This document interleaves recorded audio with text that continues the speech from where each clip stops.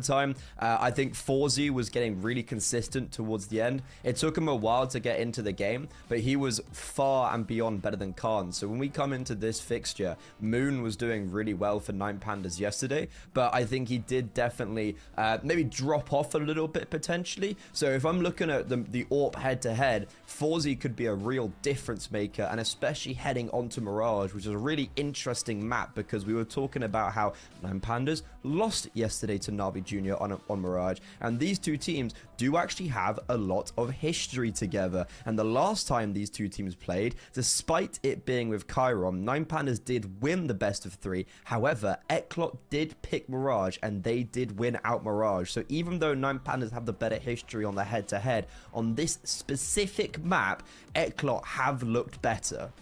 Yeah, I mean, that argument can definitely be made, but for me, you know, when you're saying there, Chiron was the guy that was playing, so what has to be taken into account is if Chiron was playing, 9Pandas didn't have an AWPer, and Mirage without an AWPer can be very difficult on the CT side. So, you know, I'm going into this one definitely with an open mind. I've seen 9Pandas kind of bounce back. I've seen some pretty good things from Moon. I'm excited to see, you know, some of the openers that he was able to bring on Dust 2. I was very impressed with, but sometimes maybe there was a little bit of inexperience there. Let's not forget, he's still a very young kid brought into a proper big team. He was playing on Ruby before, so this is a massive step up coming into 9Pandas. I think Crad as well for the 9Pandas side. When we saw him on Dust 2, it was almost like he was biting down on his mouth guard and just swinging for the fences in certain situations, because there was moments on that Dust 2 that he was the guy that was just sent out long to find a multi-kill. In that last round, he was the guy that was sent out B to get an entry, and he was able to get it done. I think he's going to be a very key element, but we start off looking at Forzy in towards window.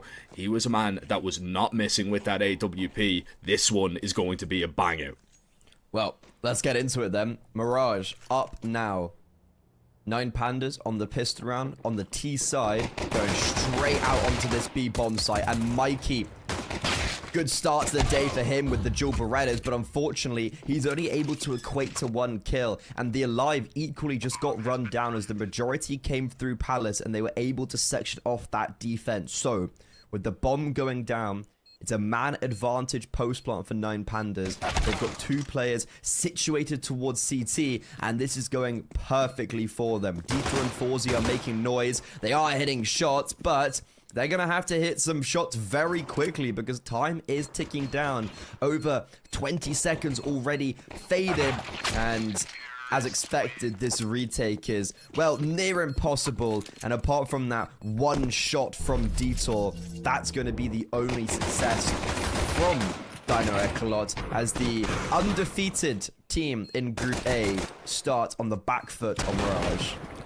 Yeah, it's a good pistol from 9Pandas. Mikey was maybe hoping to get a little bit more from that close position, but 9Pandas just winning out a lot of duels, getting into pretty solid post plants, and you said it, you know, that retake is next near impossible.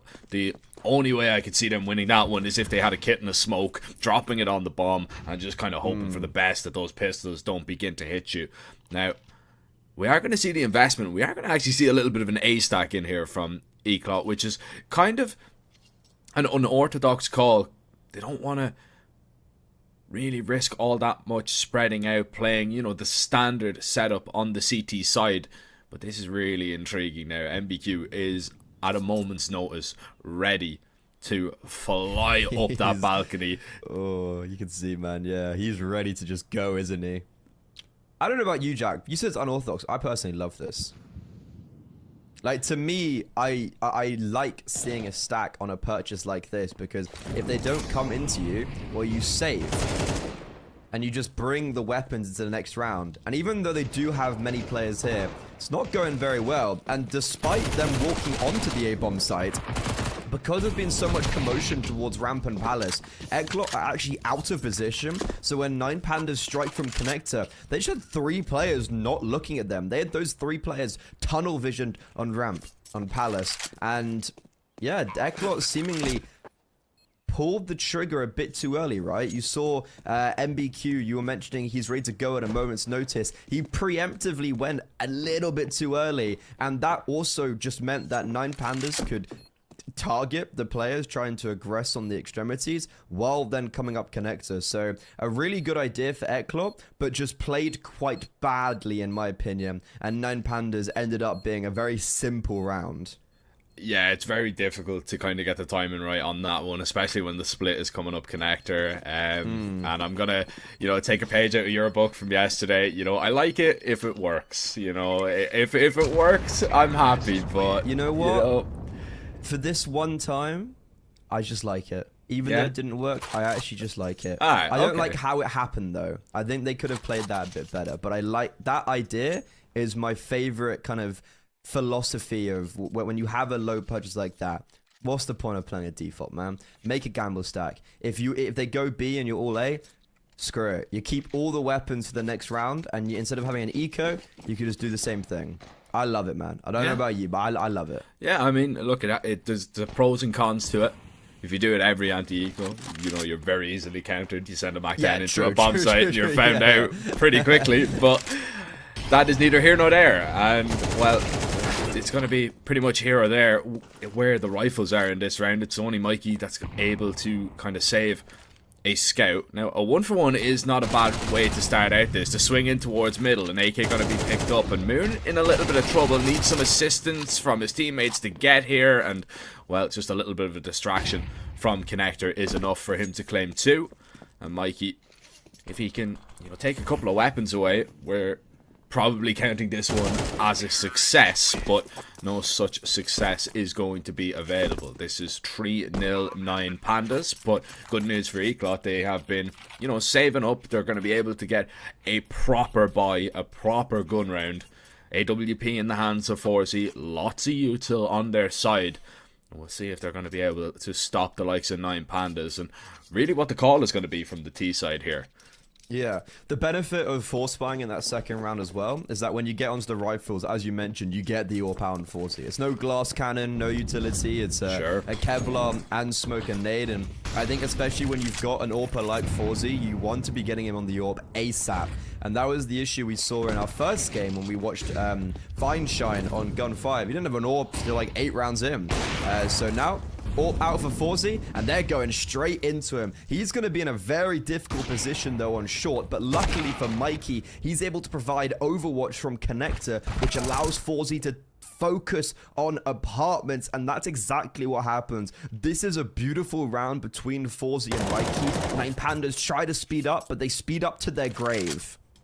Yeah, and, we got to see it there a little bit towards the end. You said it, Mikey just covering towards connector is just such a huge part of that round. Because, as you can see, the camera's going to change, and you see Dior kind of almost looking over the shoulder of Forzy. There was absolutely no way he was going to be able to stop a player swinging up short. So Mikey finding that kill is a massive difference, and even for him to get a second is just absolutely huge. Now, Moon is still in with a snowball's chance at this one.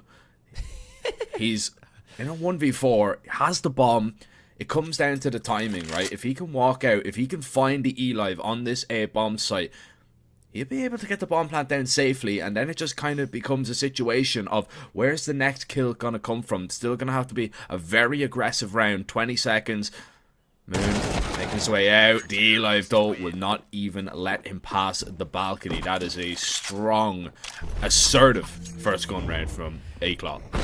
Yeah, I think it's fair to say Eclot got, I don't want to say a little bit lucky, but I feel like it's not far out of the conversation, because that setup on B, as we were mentioning, that could have gone so wrong. And even though Forzy and Mikey both get 2 kills apiece, Mikey's 2 kills are imperative. Regardless, it's Eclot on the board, and it's Forzy's AWP already singing, which is a big win potential that we were highlighting at the beginning. Moon has also now picked up the AWP. We saw him getting some very nice openers at the beginning of the game against PARTIZAN on Dust 2, but it came very apparent that there was inexperience, and that did start to show a little bit. So when we get into the early stage, I don't think we have to worry about that. It's just if the game goes deep. There's going to be a similar round for 9Pandas in middle, but not necessarily just running up short. They're trying to get Moon actually initiated on this opening kill. but he'll spot nothing on short. And after this mid control has now been established, you can see 9 Pandas are most likely going to try and do what they did in the second round of just have Palace ramp and then up con. Yeah, it's one thing that I will give credit to Moon, as well as the playstyle that he goes for. The timing. Yeah, that's awkward. Forzy actually doesn't punish him. Back to that in just a moment. Restall, you're in big trouble here. Trying to pull out a Molotov and he gets caught by the Eli. This is where 9 Pandas are going to be pressured and panicked to maybe just split up A right now. But they've got little to no control and they're just losing bodies left and right. Shalfie and Moon are the only 2 that remain and still putting up a little bit of a fight here. Shalfie on low HP. Moon is going to try and join him in connector. But there's only 20 seconds right now. And Forzy, all he has to do is make sure that this bomb isn't retrieved, isn't picked up. And well, 9 Pandas, they're going to even call it a day. They'll back away and go for this save now. And steps being heard, you know that this round is going to be over. You're not going to be able to hunt them down and chase them. That is it. And Eclot will pick up a second. And just a really good job of not giving away, you know, that kind of opener. Coming back to what I was saying about Moon is that, you know, he is one of those operators that doesn't mind actually getting into the action early. They do actually, from what I've seen so far, like to set Moon up in aggressive positions to find the opener, which, you know, an op kind of going for those entries a lot of the time. You know, you see a lot of operators nowadays, they do just kind of sit back a little bit. They're the one to trust the flashes. Yeah, exactly. You know, it is a little bit of a dying breed, so it's perfect to see him not afraid. He is that aggressive opping style, and here it is once again, trying to find an opener here. Nothing on offer right now, but when it is, Forzy picks him off for free. There's actually a lot of comparisons to be drawn between Forzy and Moon. Like, we've already seen Forzy get aggressive now 2 rounds out of the 3. He's had the AWP, and that's facilitated an opening kill. It's been a rough start on the gun rounds for 9 Pandas, because Eclot have had, let's say, 3 rounds in a row now of just having the perfect setup. Like, that first gun round, you have the AWP on short, and where are they going? Up short. Second round, Eclot do not even attempt to fight for middle, and instead they posture 2 deep short and 3 getting aggressive on A into the extremities. Like, the reads and the calls have been perfect for Eclot so far. And even in that last round, like, sure, you know, it's against a low purchase, but they don't lose anyone. And it's really well orchestrated. This has been a very good CT side from Eclot so far. And 9 Pandas, I'm going to be very interested to see what how they can get themselves out of this, because Money's in a pretty bad position due to the 2 players saving in the previous. So Moon and Shalfie have a Deagle, an AK, Molo, and 2 flashes combined. And Mikey's just got his 3rd smoke spam kill through connector.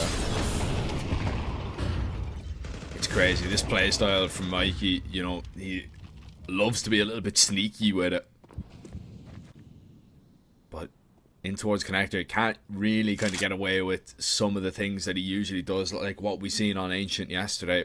This time, he's just somehow just spamming through smokes and finding impact, and providing a lot of cover for his short and B players in the process of doing so. 9 Pandas, no success at all really over towards middle, unless Eclot have pretty much, you know, kind of given it up for free. 50 seconds, 9 Pandas are going to try and walk out towards the Palace. Now, this is a round that could really kind of flip on its head a little bit, especially with that late pinch coming in from Crad.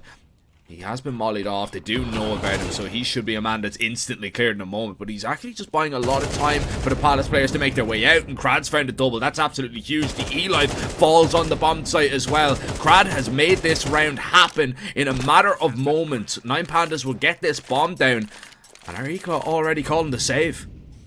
I mean, you called that round, but I don't know if any of us anticipated it to formulate exactly the way it did. Because Eclot, again, they played that round really well. They get the opening kill. They force 9 Pandas to expend a lot of utility towards B for nothing. So we were coming over towards this A bomb site for the T side with, I think it was a Molo, a flash, and maybe a smoke. Regardless, not enough. And they were focusing a lot on Crad and having him take a lot of the information. And I don't want to say he gets gifted it, but he certainly has his life made pretty easy for him when Mikey just walks through the connector smoke. And then, yeah, naturally, the Alive was also just out of position on A because his players are all dying in connector. Forzy as well was also very conscious of windows, so the aspect of not taking middle worked, but they played a little bit too passive and went into the mid retake a little bit too late, and it worked in favor of 9Pandas because everyone was just out of position. Yeah, Mikey was meant to be the man that was turning around to help that A bomb site, but he was too busy pushing a smoke. Yeah, he was too busy, you know, dealing with the mid player, and you can understand why, but maybe just a little bit of a miscommunication from the E-Live. Maybe he got a little bit unlucky. He got insted when they were walking out towards Palace. If he could play a little bit safer, then that's honestly a different story, depending on how that mid fight does end up. But yeah, I don't think it was an incorrect decision to try and take Crad out of that situation. In the end, though, it was just well played for that double kill that he was able to find, and we've seen him do things like that, and we might see him do something right now over towards the B bomb site. A little bit of presence shown over towards A. Crad is already out, but MBQ is going to stop him in his tracks. Shalfie will follow suit in towards the apartments, will not be able to get out of it, and 9Pandas try and accelerate on the extremities, but just get cut apart at all angles. What was the point of this round? So, to try and get a little bit of space created over towards the B bomb site, they thought, you know, if they could send two people out towards A, they can maybe accelerate out towards B. Maybe the rotations would already kind of come in, and they were just kind of see what they could really get away with. It's a very risky round, but if Crad comes out there and finds a double kill, if Shafi's able to help him out, then the bomb is going to join them on the B bomb site. I think that was the plan all in all, but it does look a little bit silly when you kind of take a step back and see how it actually played on out. There's definitely obviously a plan to it, and I think naturally we've seen today already in this matchup and yesterday, Crad orchestrated a lot of success. Like that final round they won against Partizan was Crad just running out B, right? Like it looks a little bit silly when it doesn't work, but when it works, it almost looks like a mastermind. But yeah, I think, I don't know, this round just feels like Eclot never bit.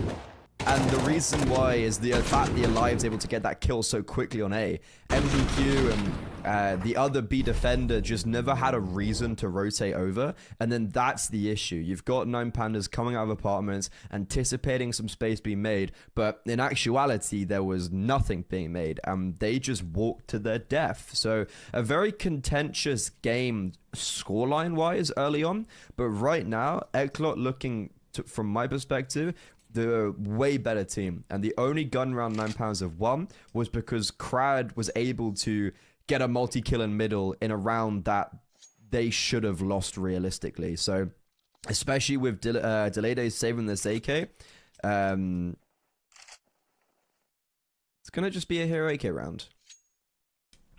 Yeah, you can't really afford to do anything else, so unfortunately this is all you have to, you know, play around with.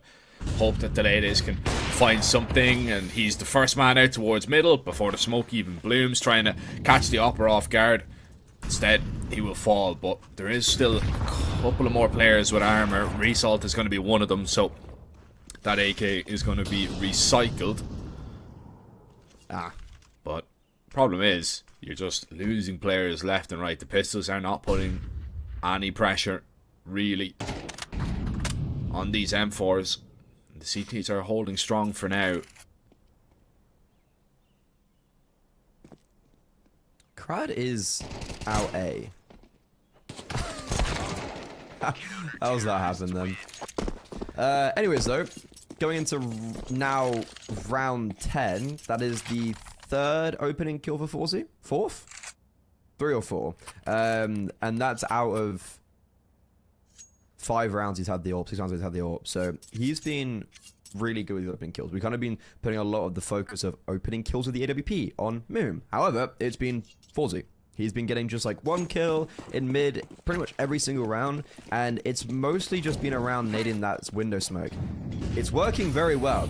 So 9Pandas got to figure out how to basically just stopped that from happening. And, well, even though this round worked perfectly for Forzy, it's actually a missed shot. And he has been missing a few, I'll be honest. And that would have been an excellent opening kill because that whole round was orchestrated for him to get that opening kill on the player that was boxes forced out by the Molo.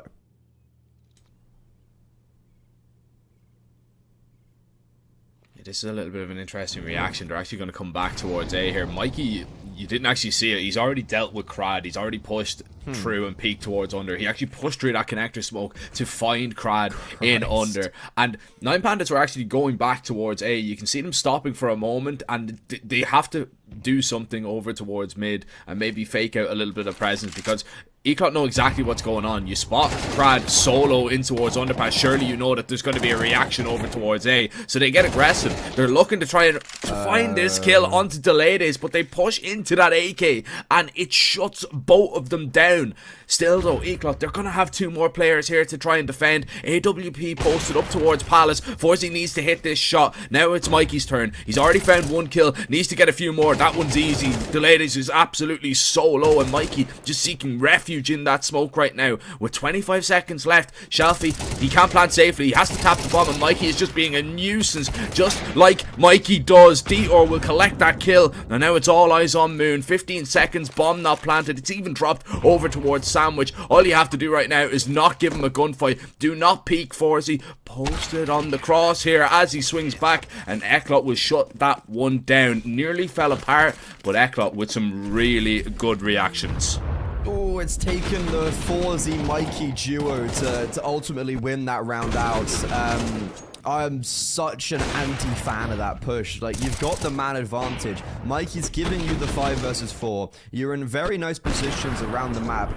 Is it necessary to go for a ramp push? No. But if you're gonna go for it, at least do it correctly. I felt like that was a very badly played ramp push. Sure, Delays hit some nice shots, I guess, but I don't want it doesn't seem like it was very difficult for him to do that. They swung him very weirdly, not together either. The trade spacing meant that he'd get the first kill and then get the second kill quite easily. But ultimately, it's Forzy and Mikey, and it's most importantly, Forzy getting the kill CT and then repositioning over towards jungle. It's a really nice movement from him where he gets the opening kill and then he conjoins himself with the rest of his teammates. They all retake from jungle, from connector. I think Forzy's just having a fantastic performance right now. He's really the star of the show alongside Mikey. 3-4 of the rounds that Eclot have won have been solely because of those two players, and 9Pandas seemingly just do not know what to do to shut them down. Even if Forzy misses the opening kill, he is still the orchestrator of this perfect symphony on the CT side. Yeah, what they really need to try and figure out on the side of 9Pandas is how to deal with either Mikey or Forzy, because unless they're being really kind of given that mid control, still, even when they think they have it, like Mikey is just getting away with absolute murder, whether it be spam through smokes, whether it be pushing through the connector smoke and finding the kill towards under. You know, it is just so awkward for 9Pandas really to feel like they've got anything going right now on this T side. In terms of gun rounds, they've only picked up one. This is a pistol round also. Maybe they're going to be able to repeat a little bit of the magic here. Smoke towards top con. Crad is maybe trying to pull a lot of rotations, but it's a B play. And look at this position here from D, or it is excellent, but still comes away with nothing. Should have got a whole lot more. Crad looking to at least find some success over towards A, but everybody on B is whiffing right now, bar Mikey, who will collect 3 with ease, but he will be put in the dirt by Delays. 19 HP. Mikey might have just bailed Eclot out of another round. I don't know where the bomb is either. I think the bomb might be in apartments, which makes life very difficult for this 19 HP Delays. And sweet Jesus, that was an awkward round from MBQ and Detour. Combined, they did maybe 300 damage. 0 kills, though. God bless Mikey. He was there in a heartbeat. And yeah, you can see, because the bomb's down in apartments, Delays is actually changing his prerogative. Oh my god, this is genius. No, never mind. He was coming behind them. He was trying to flank, but Forzy's spidey senses tingled. And Jack, once again, It's the Forzy and Mikey show. It really is, man. And I don't know what was going on. Gale Force wins on that B-bomb site or Crazy. something. But yeah, look, Didor, you know, you don't want to see that one again. MBQ, look, we'll let you away with it. But Mikey, really good. I mean, you did the damage, you just weren't finding the kills. It did, in all honesty, make Mikey's job a whole lot easier to just clean up the mess that was made by those pistols. But it's not about, you know, it's not about how the round kind of plays out in that regard. It's about you winning it. That's all that really matters. Now look at this, a little bit of aggression. This is the first time in ages we've actually seen Eclot fight towards middle, and it hasn't gone to plan whatsoever. 9 Pandas were extremely ready for that situation, and still Eclot continue to take fights. The E-Live lurking through that connector smoke to fight Kraden under. Doesn't go to plan whatsoever, and this is really the first time that we've seen Eclot in a position like this. Forzy with the AWP in towards connector. Crad, easy spot on him. Could see the barrel from a mile away. And MBQ now left with it all to do. You know what? I don't hate the idea. I don't mind them mixing it up, trying to catch 9 Pandas off guard. But unfortunately, it just doesn't work. They know where MBQ is. If he jumps out a window, they'll hear him. And, well, they're hearing him anyway, stomping around towards jungle. There's a pretty meaty crossfire and a pretty meaty HE landing on him. 9 Pandas find 5. That looks good, but you got to remember, they were 3-0 up because of the pistol round. They found 2 gun rounds where Dino Eclot, well, certainly were the better team in this first half. Oh, by a large margin. By a large margin, they were the better team. But 9 Pandas, you know, if you can play, you know, as badly as 9 Pandas did in a lot of those gun rounds and, you know, lose that bad and still only be 2 rounds behind, I think you're still in contention. It doesn't matter. Because 9 Pandas, let's not beat around the bush. These guys have a lot of quality in this team, and they can honestly turn it on at any moment. They win the pistol, they do what they did in the first half, win the conversion rounds as well. We're talking about them in the lead. Forzy, he's got other ideas though. 1 and 2, dead towards top middle. They'll lie there for the rest of the round and hope the rest of 9 Pandas can really rescue this one and pull this one out of the fire. It's a messy USP tap. Crad will fall and get nothing. Forzy is just killing absolutely everybody right now, and eventually Resalt is going to put him down with a double of his own. But Eclot will sneak up connector. They'll be able to get this bomb down safely. 9 Pandas, a big retake on for them. There is a kip and there is a smoke. Salt's picked it off Krad's dead body. He's found some nice kills already, but him and Shalfie have both been having a pretty rough time of things. Result was on 3 kills heading into the half. And Eclot are playing this really well. They're not giving 9 Pandas anything. They're actually playing a very funny bait switch up with the Alive baiting for Detour and Firebox. There is going to be a smoke on the bomb, but the kit won't even get to the bomb side. And Shalfie is actually going to be saving. Fair enough. Yeah, there's just no chance they can go for the victory here. And seemingly how 9 Pandas got more than half of their rounds because of pistol rounds in the first half. It's going to be very difficult to see how they can ascertain success now without that pistol round.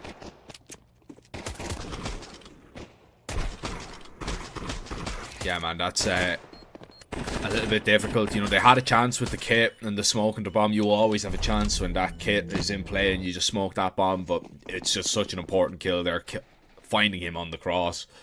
So Shalfie died as well, no armor. Yeah. This is nothing saved going into this round. And Eclot, this is really your chance to just step it up, begin to turn the screw a little bit. Really put 9 Pandas in a horrible situation, because let's not forget, you know, we're talking about how great Eclot were. 9 Pandas, you know, they're only sitting at 1-1 right now. This is a very important game for them. You do not want to drop down into that, you know, kind of 1-2 situation, because then you pretty much have to play perfect for the rest of the day if you want to have a chance of making it into the playoffs. Eclot, a win here would pretty much put them in the driver's seat alongside NAVI Jr. And if they do actually take this victory, it does set up a really important matchup later on in the day, because we'll have Eclot and NAVI Jr. both sitting at 3-0. So really important for Eclot to get on up there. 9 Pandas though, they're coming back with a bye here. They know how they need to get themselves back into this game. Are they going to be able to do it? Eclot are currently my big dark horses of this tournament. I'm loving what I'm seeing from them, and this is looking way more convincing. I think yesterday I wasn't quite sold just yet, and right now they've done Mikey's in jungle. Okay, Crad spots him out. What the hell? What's Shelfie doing? You've got a man advantage. Why are you pushing through smoke deep apartments? Oh my god, what is happening this round? This is crazy Counter-Strike. And, well, I suppose it's a 4 versus 4? And now with a minute left, there's a big crack in the defense. The chink in the armor is over towards window and connector. There's no presence towards short. Moon's deep in palace, which could ultimately be the winning factor. But it all relies on, can Crad get one? Can Crad effectively bait for his AWPer? And it's going to be hard because he's been mollowed out. He's fighting tooth and nail for survival. And Crad, how does he get away with these things? Finally, artillery strikes him down. And this is now when Moon can activate. Eclot have been allowed pretty easy passage onto the A bomb site, but they'll neglect apartments. And because of that, the bomb shall be denied. The Alive up for the clutch, and he does get one, but that's when Result swoops in, and 9 Pandas early on the board. Yeah, 9 Pandas early on the board, but it's not a convincing round at all. Dior actually hit an insane shot onto Moon and Palace, and yes, that's an element that's overlooked as they go up. You know, they maybe could have had somebody holding, wasn't expecting Moon to be there, was expecting Crad to be solo, but, you know, we're looking at the bigger picture here. 9 Pandas only survive with 1 player alive. Look, Moon has no AWP. He's got no util. You've got Delayed that has got an SMG and a smoke. You've got Crad that has got a smoke and an M4. And you can see that Eclot are going to go into a fast play here. They know that util is going to be very weak if they have it all. They're going to be on lesser weapons. They're going straight into an execute. It is heads up Counter-Strike right now. And they're going to pop out Palace and see if 9 Pandas can hold them off. This is perfect cool. This is a really good call. There's only 1 defender, and he's playing around that smoke that he's thrown towards triple. Nade to disperse it. Crab out in the open. Honestly, he normally thrives within the chaos, but right now, he's fallen instantly. Moon just charges through the CT smoke. That will be his downfall. And Shelfie, the fight gets taken to him. Bomb now can get planted safely. Eclot heads up Counter-Strike, as you mentioned. It's a perfect read, it's a perfect call, and it's a perfect execution of that. The A bomb site's capitulated, and 9 Pandas, I don't even know if winning is in the formula right now. It's just, can we get away? And Detour's making that very difficult for them. 1 kill here is perfect. 2 would be extraordinary.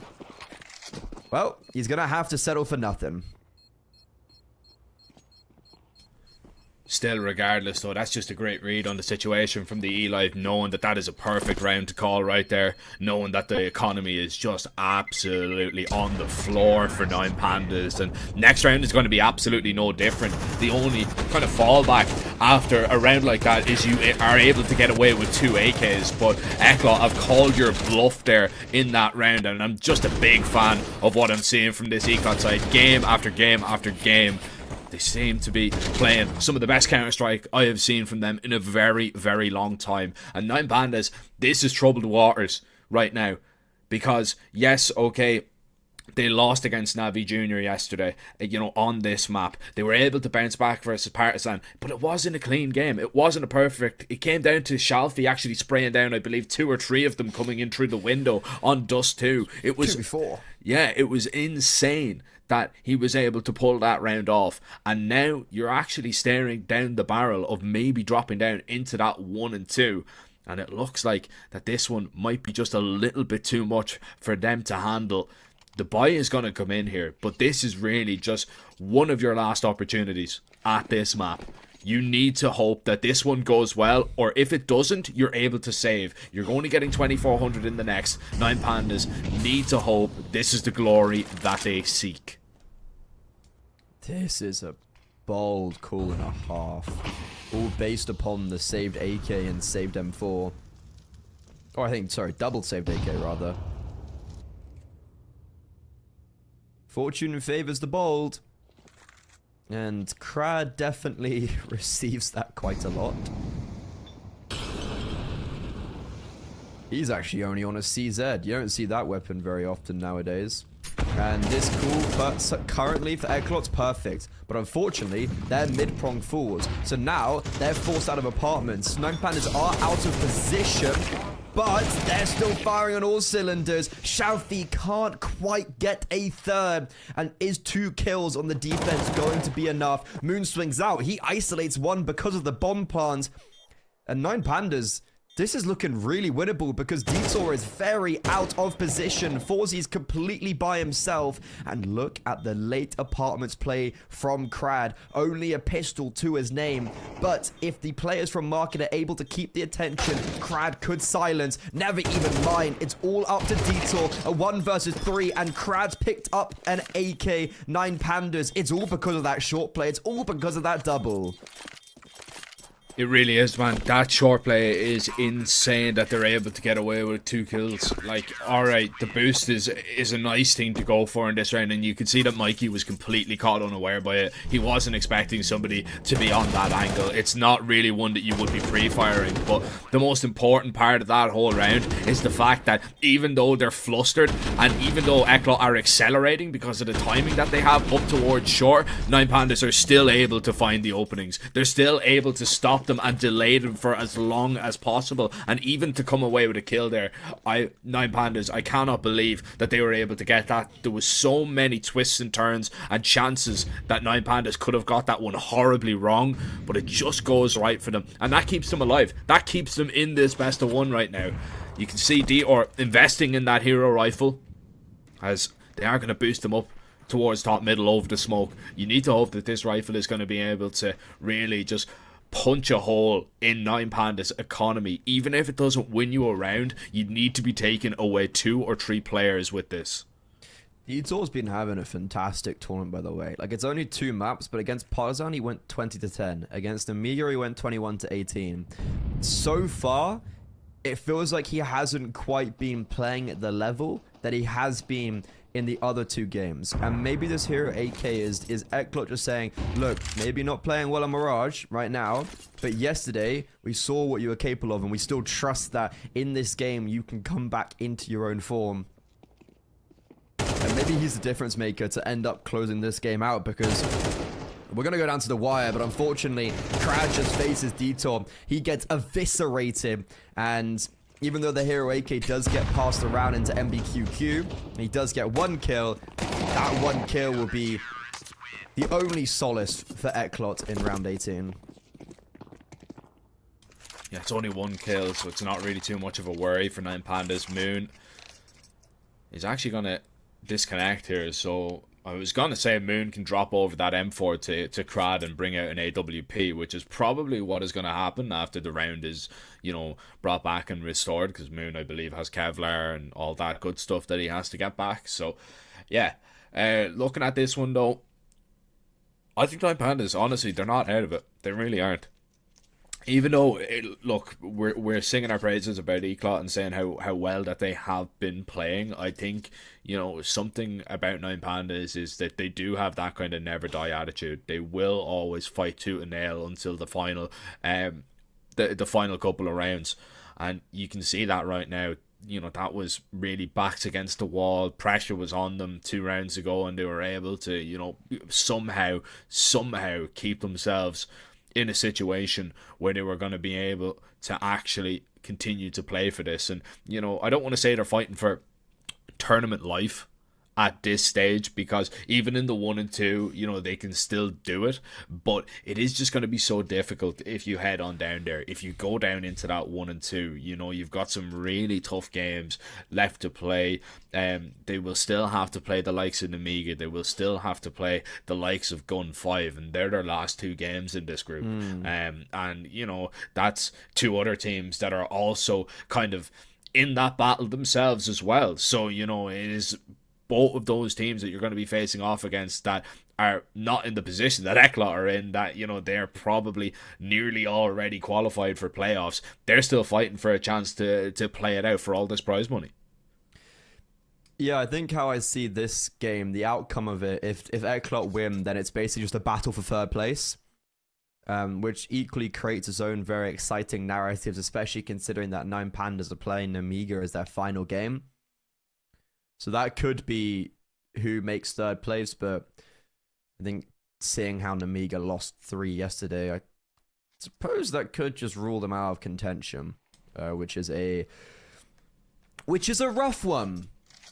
It is difficult. I think it's difficult. I don't think it's mathematically impossible. It would take. They'd have to. When you're in that position, it's not even up to you. It's up to like. Yeah, you'd need probably NAVI Junior and Eclot to go 5-0 or like 4-1, 5-0. So then everyone else has lost their games against them. But say, yeah, like that's basically what it takes. And then you need some crazy, I don't know, voodoo magic. Yeah, it is almost like, you know, you need a lot of things to go right for you, and it's not really in your hands. You're just hoping that the results go the correct way, but the teams that beat you lose everything else. The teams that you beat them. Like, it's pretty tough. But let's see if there is going to still be a way back for 9 Pandas moving back into server, and he does bring out that AWP. This is a very aggressive stance of 9 Pandas, Jack. They've thrown the top mid smoke, and I lost count of how many great grenades, I'll be honest. I was a lot of HEs top mid, but they don't actually do anything with it. Good mono. That's forced 3 players out into the open, and somehow Detour wins out the long-range duel with the Tech 9. That's when Moon's AWP strikes, and MBQ trying to get a little bit cheeky out of A is unsuccessful, but the trade is good. Oh my god, what a shot from Detour. Bomb has been dropped in top middle. 9 Pandas, they're very aggressive in middle and taking those duels, but Detour somehow saving the day, and now we get into a very awkward position in a minute where the roles have reversed. Eclot are trying to hunt 9 Pandas because the bomb's deep behind enemy lines. Yeah, the bomb dropped towards top middle, so how are you going to get your grips back on this round if you can't get that? And the E-Live has to get a little bit closer to D, or it can't really be him, and the time has ticked on so long that, you know, you don't really know where they are going to be coming from, but eventually Didor is going to be spotted out and he's just going to be dropped. Now it's all on the E-Live, and still you can just jiggle these angles. 20 seconds, just play a little bit of time. Flash comes in, the E-Live trying to get a little bit closer, double swing comes in, transfer not going to be hit. 9 Pandas, that is a very close round, but an important one nevertheless.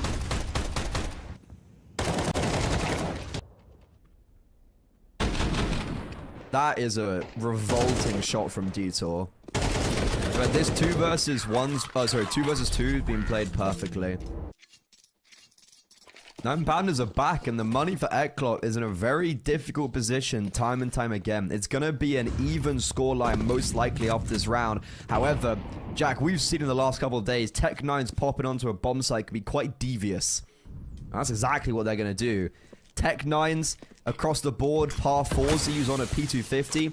Krad's gonna chuck a smoke onto the bomb site, and this time he's actually not gonna play around it. Last time he did, they naded into it and basically pushed him through. Oh, it's awkward. Eclot will get the bomb down, but they try to get aggressive towards jungle, and that ultimately is gonna cost the Alive his life. But Detour, now this is cheeky. He has to be the hero. Everyone around him is falling, but they might not anticipate him. They might not clear him, and they are not. Detour, he's found 2. All of a sudden, this round hangs in the balance. Forzy's got no armor, unfortunately, and he will be decapitated, meaning Detour has to do it all. He's picked up another one, but the bomb's not planted for him, and he's just going to have to say 3 kills, but it ends up with him slinking off into the darkness.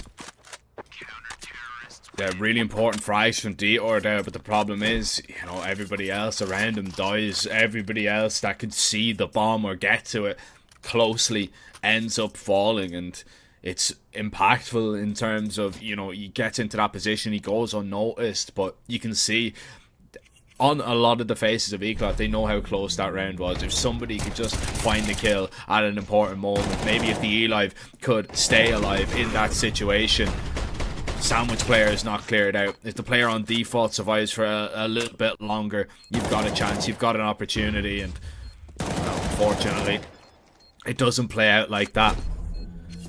10-10, 9 Pandas back on level terms, and Eclot have taken a timeout to discuss it. That was only a Tech 9 round, but, you know, when you get them that close, Freddy, when you get them, you know, into a situation where you've got a chance to actually kind of win it all, you know, it does sting a little bit when you come up short.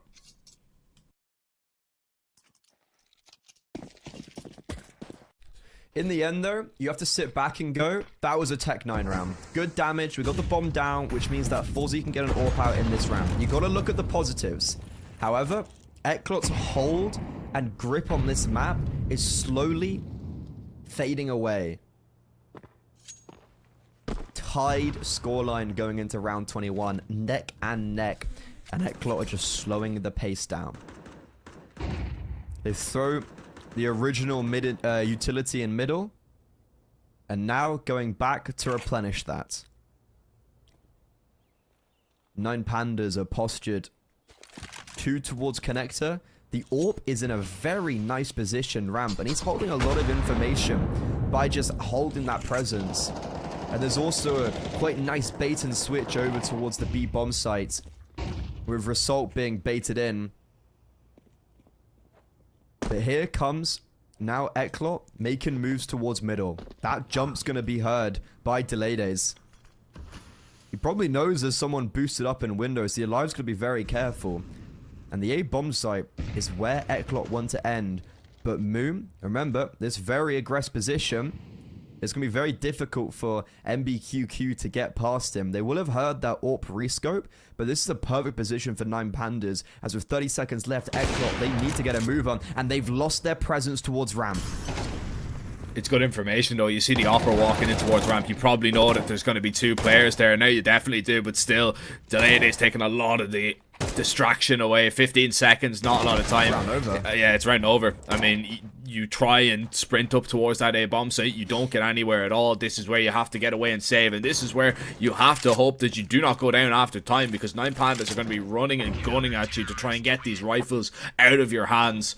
But 9 Pandas will call it a day. They will back up, and that is the perfect scenario for 9 Pandas, because Eclot getting so close on that Tech 9 round, there was a heavy reset potential there for 9 Pandas. Instead, now they go into this 11-10 round with a little bit of an economic cushion that they can fall back on if they are unsuccessful, and they will not have to play with SMGs and pistols on such a vital round. That round from Eclot was very similar, it felt like, to 9 Pandas T side. Getting mid control, but just finding nothing from it. And then when you try to get into the bomb side, they're ready and prepped for you. Now, back again with a full purchase because of those safe weapons. They're just going to go out towards A. However, they're losing members left, right, and center. Mikey's fallen. And that Xiaofi's picked up a double. Forzy's trying his damnedest with the AWP from Palace, but he needs his riflers to start activating, because not only has he fallen, it means MBQ is left in a 1 versus 3 and putting every single penny into this round. Failure was not an option. This Molo will force Crad out, but it's not going to force him far enough. And ultimately, it actually just means Crad gets the kill. 9 Pandas shutting Eclot down. And this comeback that we didn't even think was possible now is on the precipice of success. It really is, man. And I mean, if there's any anchors on Mirage that are watching this game, watch Crad, man. Watch what he does. That little defensive smoke on the bomb site, you can see how difficult it is for Eclot to really deal with it. And you don't always have to play inside it either. Just horrible and a nightmare to even get anyway close, because he could just be lurking around every single side of it. And Eclot, they're going to go for the exact same play here. Once again, they're going to try and test this A bomb site. No pressure really over towards middle, just a single smoke. Now the hit is going to happen, but a well-timed Molotov. You need to clear out Chalfie in this position. This time he only gets one. Crad will go down. The Ladies has to try and lock this down on his lonesome, and he's doing a very good job. 2 with ease with that M4, and he's bought enough time for the rotations to get here. But look at that duo that is left alive on the other side. It's Mikey and Forzy. Things happen when these two are still in the server. Forzy looking to get it all done now on his own in a 1 versus 1 op v op. But Forzy without his weapon of choice as Moon creeps in a little bit closer, spotted out. There's the info, but a whiffed shot. Maybe that was Moon's chance. Been and gone, but no. He takes another peek and he puts a bullet between Forzy's eyes. 9 Panda with a monster of a comeback. 6 rounds in a row is what it took to close out in regulation, and that is what they find. We were talking about the inexperience of Moon showing yesterday when the going got tough against Partizan on Dust 2. However, he is the hero. He's the one who clutches up the 1 versus 1, and it's ice in the veins from the youngsters. And now, with 9 Pandas giving Eclot their first loss of this round robin group stage in Group A, it opens up the potential. Who's going to go through now? It's open wide. This has become so interesting, and this is our first out of 8 games today. Yeah, first out of 8, and, you know, 9 Pandas. I mean, look, it wasn't really a situation where they like desperately needed to win. It wasn't like they were going to be eliminated if they lost that game, but it would have made their job 10 times more hard. That's an important one to come away from, and it looks like they're getting a little bit of their confidence back, right? You know, it's still it's still going to be tough for them with the couple of games they have. They have to play, you know, the likes of NEMIGA. They have to play the likes of Gun 5 as well in their last 2. But, you know, beating Eclot, who are unbeaten up until this stage, is just a massive scalp to take. And it actually draws them neck and neck with Eclot. You know, they're level now. Yeah. Both of them 2-1.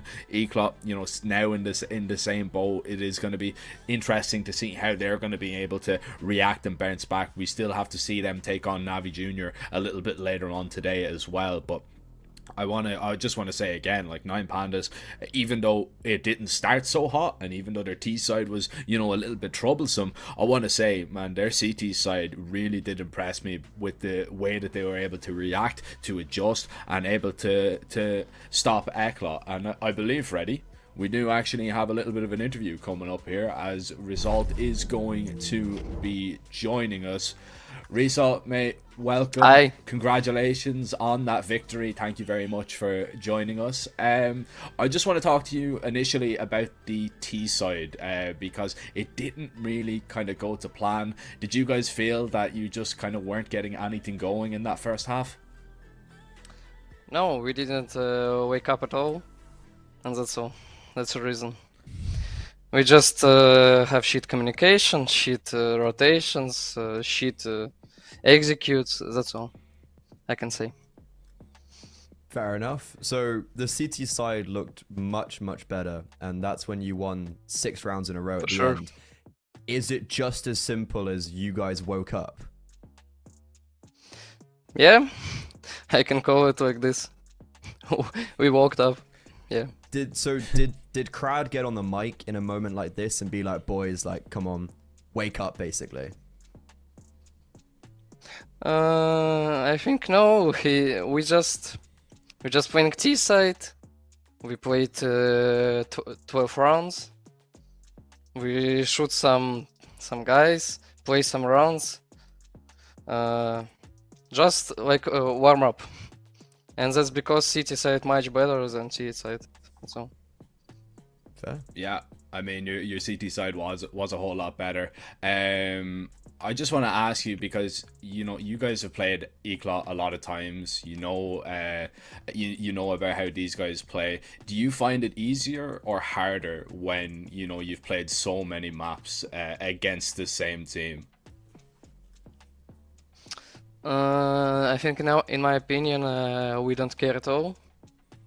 We just play every match, every day, with some Tony Black's analytics. They have analytic also, but we know that, and we just do some stuff against this. We don't care. We just playing matches every day.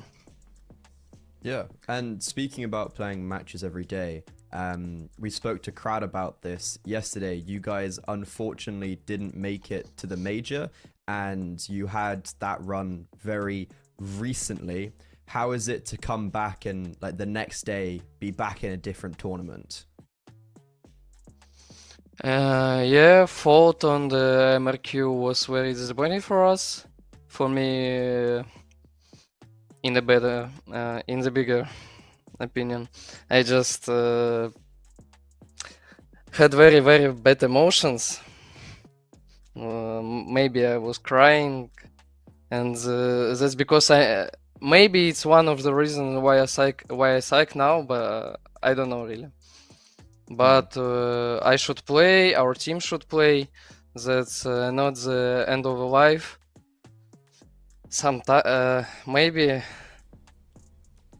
Maybe next year, maybe this year we'll qualify for major. Maybe we'll win some another tournaments.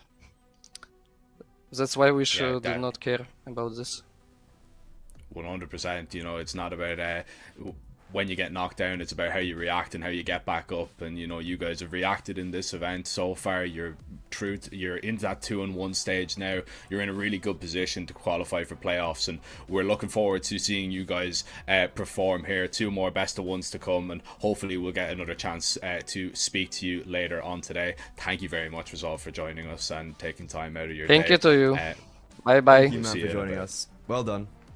See ya. Well, you heard it there from the man himself. You know, it's a big reaction from them to come back into this event, and you know they looked pretty solid on that map, and the bounce back on their CT side, and you know, moving into that 2-1, they're definitely now a massive threat. But we are going to have to move on to our next best of one of the day. Freddie, myself, and yourself, we're going to get a little bit of a chance to have a breather though, as we're sending it into a short little break. But you don't want to go anywhere. There's more Group A action right where you are. She said she loves you, but she can't love me. But I love you. Yeah.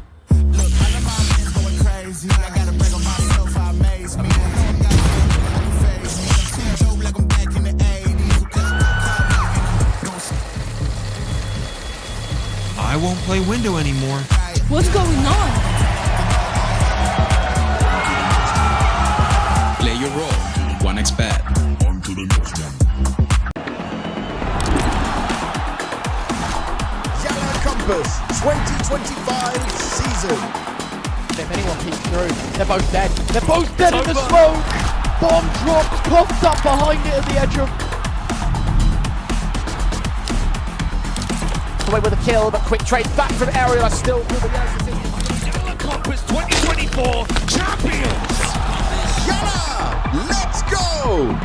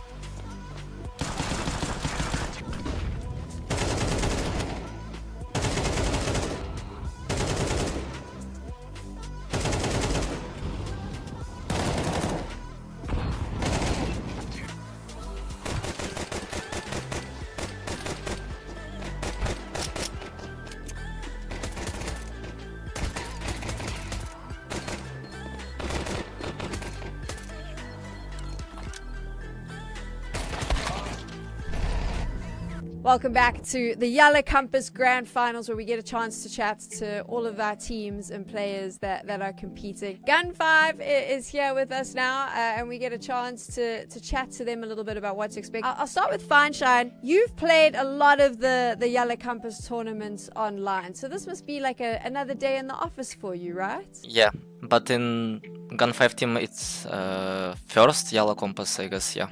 Okay, and YaLLa, for you, you've played a lot of the YaLLa Compass events as well. So again, not feeling too nervous about these grand finals? No, I'm fine.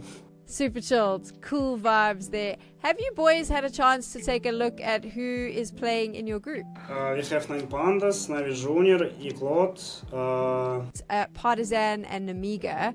And I was wondering, who do you think out of those teams is the toughest one to play against? I don't know. You don't know?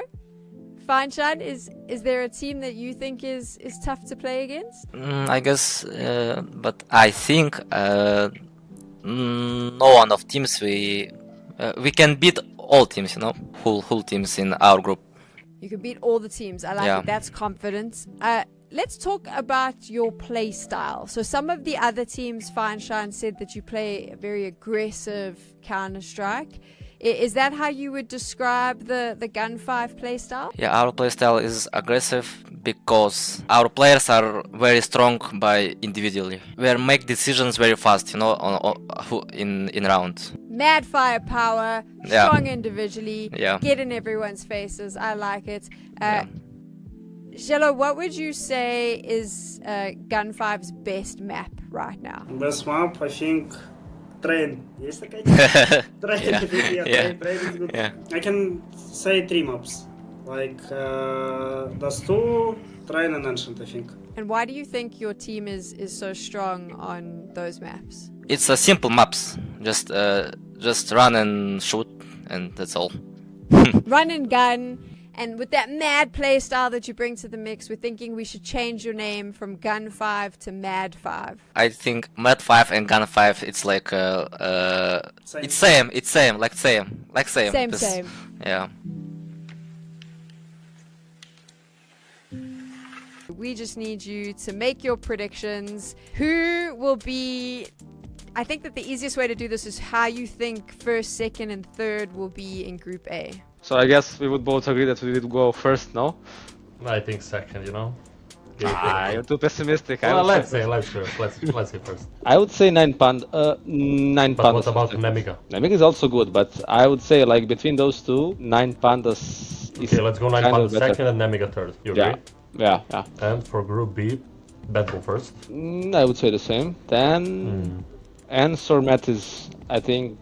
Actually, there is also Spirit Academy. That's kind of a tough one. I would say ENCE would be the second. What do you think? Yeah, I would say the same. And I would maybe go with the Spirit Academy as a third, but I'm not so sure. What do you think? But METIZPORT is playing good right now. I think they're gonna qualify for a major even. Yeah. I would say METIZPORT, but maybe they'll crumble like they did in qualifiers, so who knows? Yeah, we can go with METIZPORT. It's good. Also, who would be the winner of quarterfinals? From the first one, I would say NEMIGA, ENCE, maybe... I don't know, that's a really tough one. I would say NEMIGA. To be honest, NEMIGA also prevails for me, so let's go with NEMIGA, yeah. What about the second one? About the second one, I would go with 9 Pandas. I think so. And for the grand final, Partizan versus... NEMIGA. We already had a close match, so yeah, you're already right. Yeah, that's us. And I would go with 9 Pandas, to be honest. I think they're better skill-wise than Betboom. I think it's a 50-50, but let's go with 9 Pandas. It would be interesting matchup. Yeah. Do we have to say the winner as well? I mean, I would like to presume you think you're gonna win. I mean, it's obvious, no? Yeah.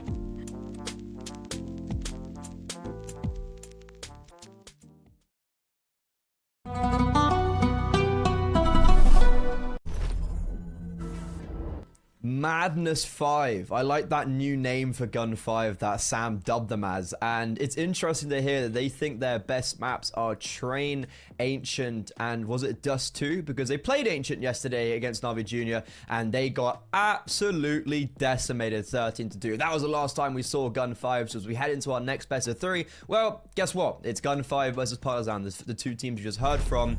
And both these teams have had a pretty difficult run of form so far, haven't they, Jack? Yeah, they really have, and you know it's not been really that great for Partizan. Gun 5, they were at least able to pick up one victory, but as for Partizan, starting 0-2. Pretty close games. I mean, 13-10 against Eclot, 13-11 against 9 Pandas on Dust 2. Look, I think Partizan definitely probably had a chance in that 9 Pandas game to actually win it. I think they got a little bit unfortunate, maybe not even to see an overtime in there. There are some positives to take away from what I've seen from this Partizan side, though. Emmy showing that how well he can still play, not just as an IGL, but his fragging ability.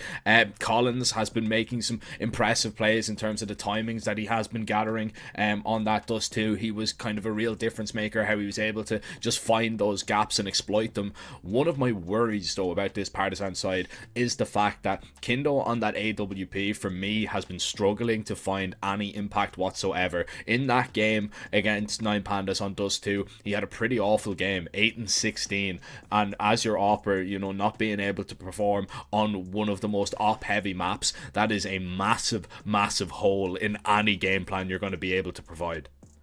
Yeah, for me, when I look at Partizan, the issue they've had in their first 2 games was, despite it being very close, they've been on the back foot on both of them. Against 9 Pandas, even though it did get short, like it was almost overtime, they were down 9-5, they were down 12-7. Against Eclot, even though again they did run them pretty close, they were down 10-5, they were down 12-7. Like in every game they've played so far, they've had a pretty rough start and a pretty rough run of things. However, when we look over at Gun 5, they've had a very different 2 opening games. Their opening game against arguably the hardest team in the group stage on paper, NEMIGA, they beat them 13-7 on Dust 2 with Lackey putting on a masterclass. However, going on to Ancient, it was a different story. They could never even get out of the gates. Krabeni, 2.33 rating as the IGL.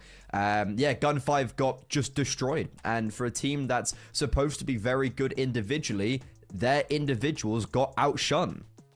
Yeah, I think, as well, we have to factor in, I think Gun 5 maybe got the veto a little bit wrong in terms of letting that Ancient through, because you could even see that Navi Junior were kind of a little bit shocked when we were talking to Gravity afterwards. He was like, maybe they wanted to just play to their strengths, maybe they thought that they could hang with us on that map, but that wasn't the case, and a little bit of a humbling experience, but that was the last time we seen Gun 5, so they've had a lot of time since then. There's been, a lot of time to kind of reflect and look back and see how they're going to be able to react to it, because they're still in the 1-1. They've probably played the 2 hardest teams in the group, and now they've got 3 of some of the some of them are easier draws, some of them are going to be difficult. I'm not saying they're going to be able to take this one handily, but Partizan have already lost 2 games, so you can draw up your own conclusions about that one. Mirage is going to be the map of choice. Are you surprised to see that, or is this pretty standard?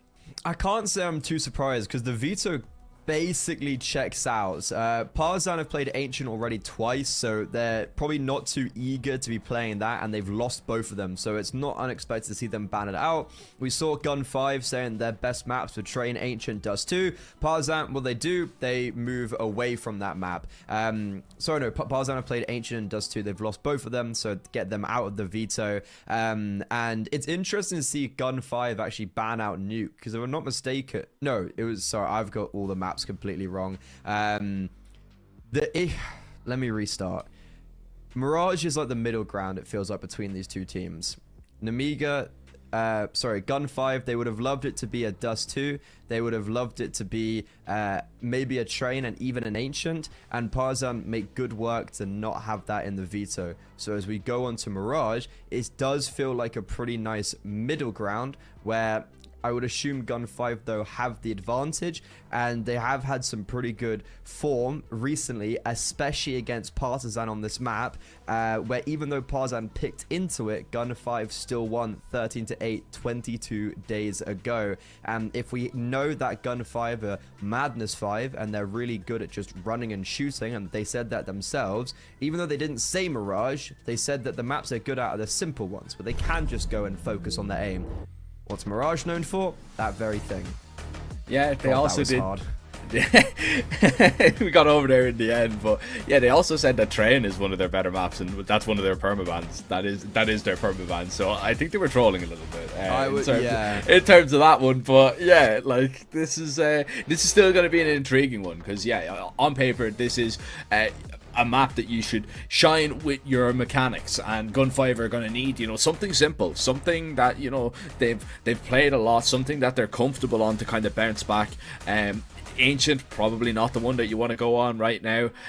You wouldn't have minded maybe a Dust 2, but Partisan, you know, having that close game versus 9 Pandas, you maybe kind of shy away from it a little bit. So yeah, Mirage is absolutely an ideal place to end up. And you know, we've had 2 maps today, and our second Mirage is going to be coming up right about now. There's a lot of elements that need to go right here. As for Partisan, you know, the main takeaway from this is that Partisan, if they lose here, they are pretty much down and out.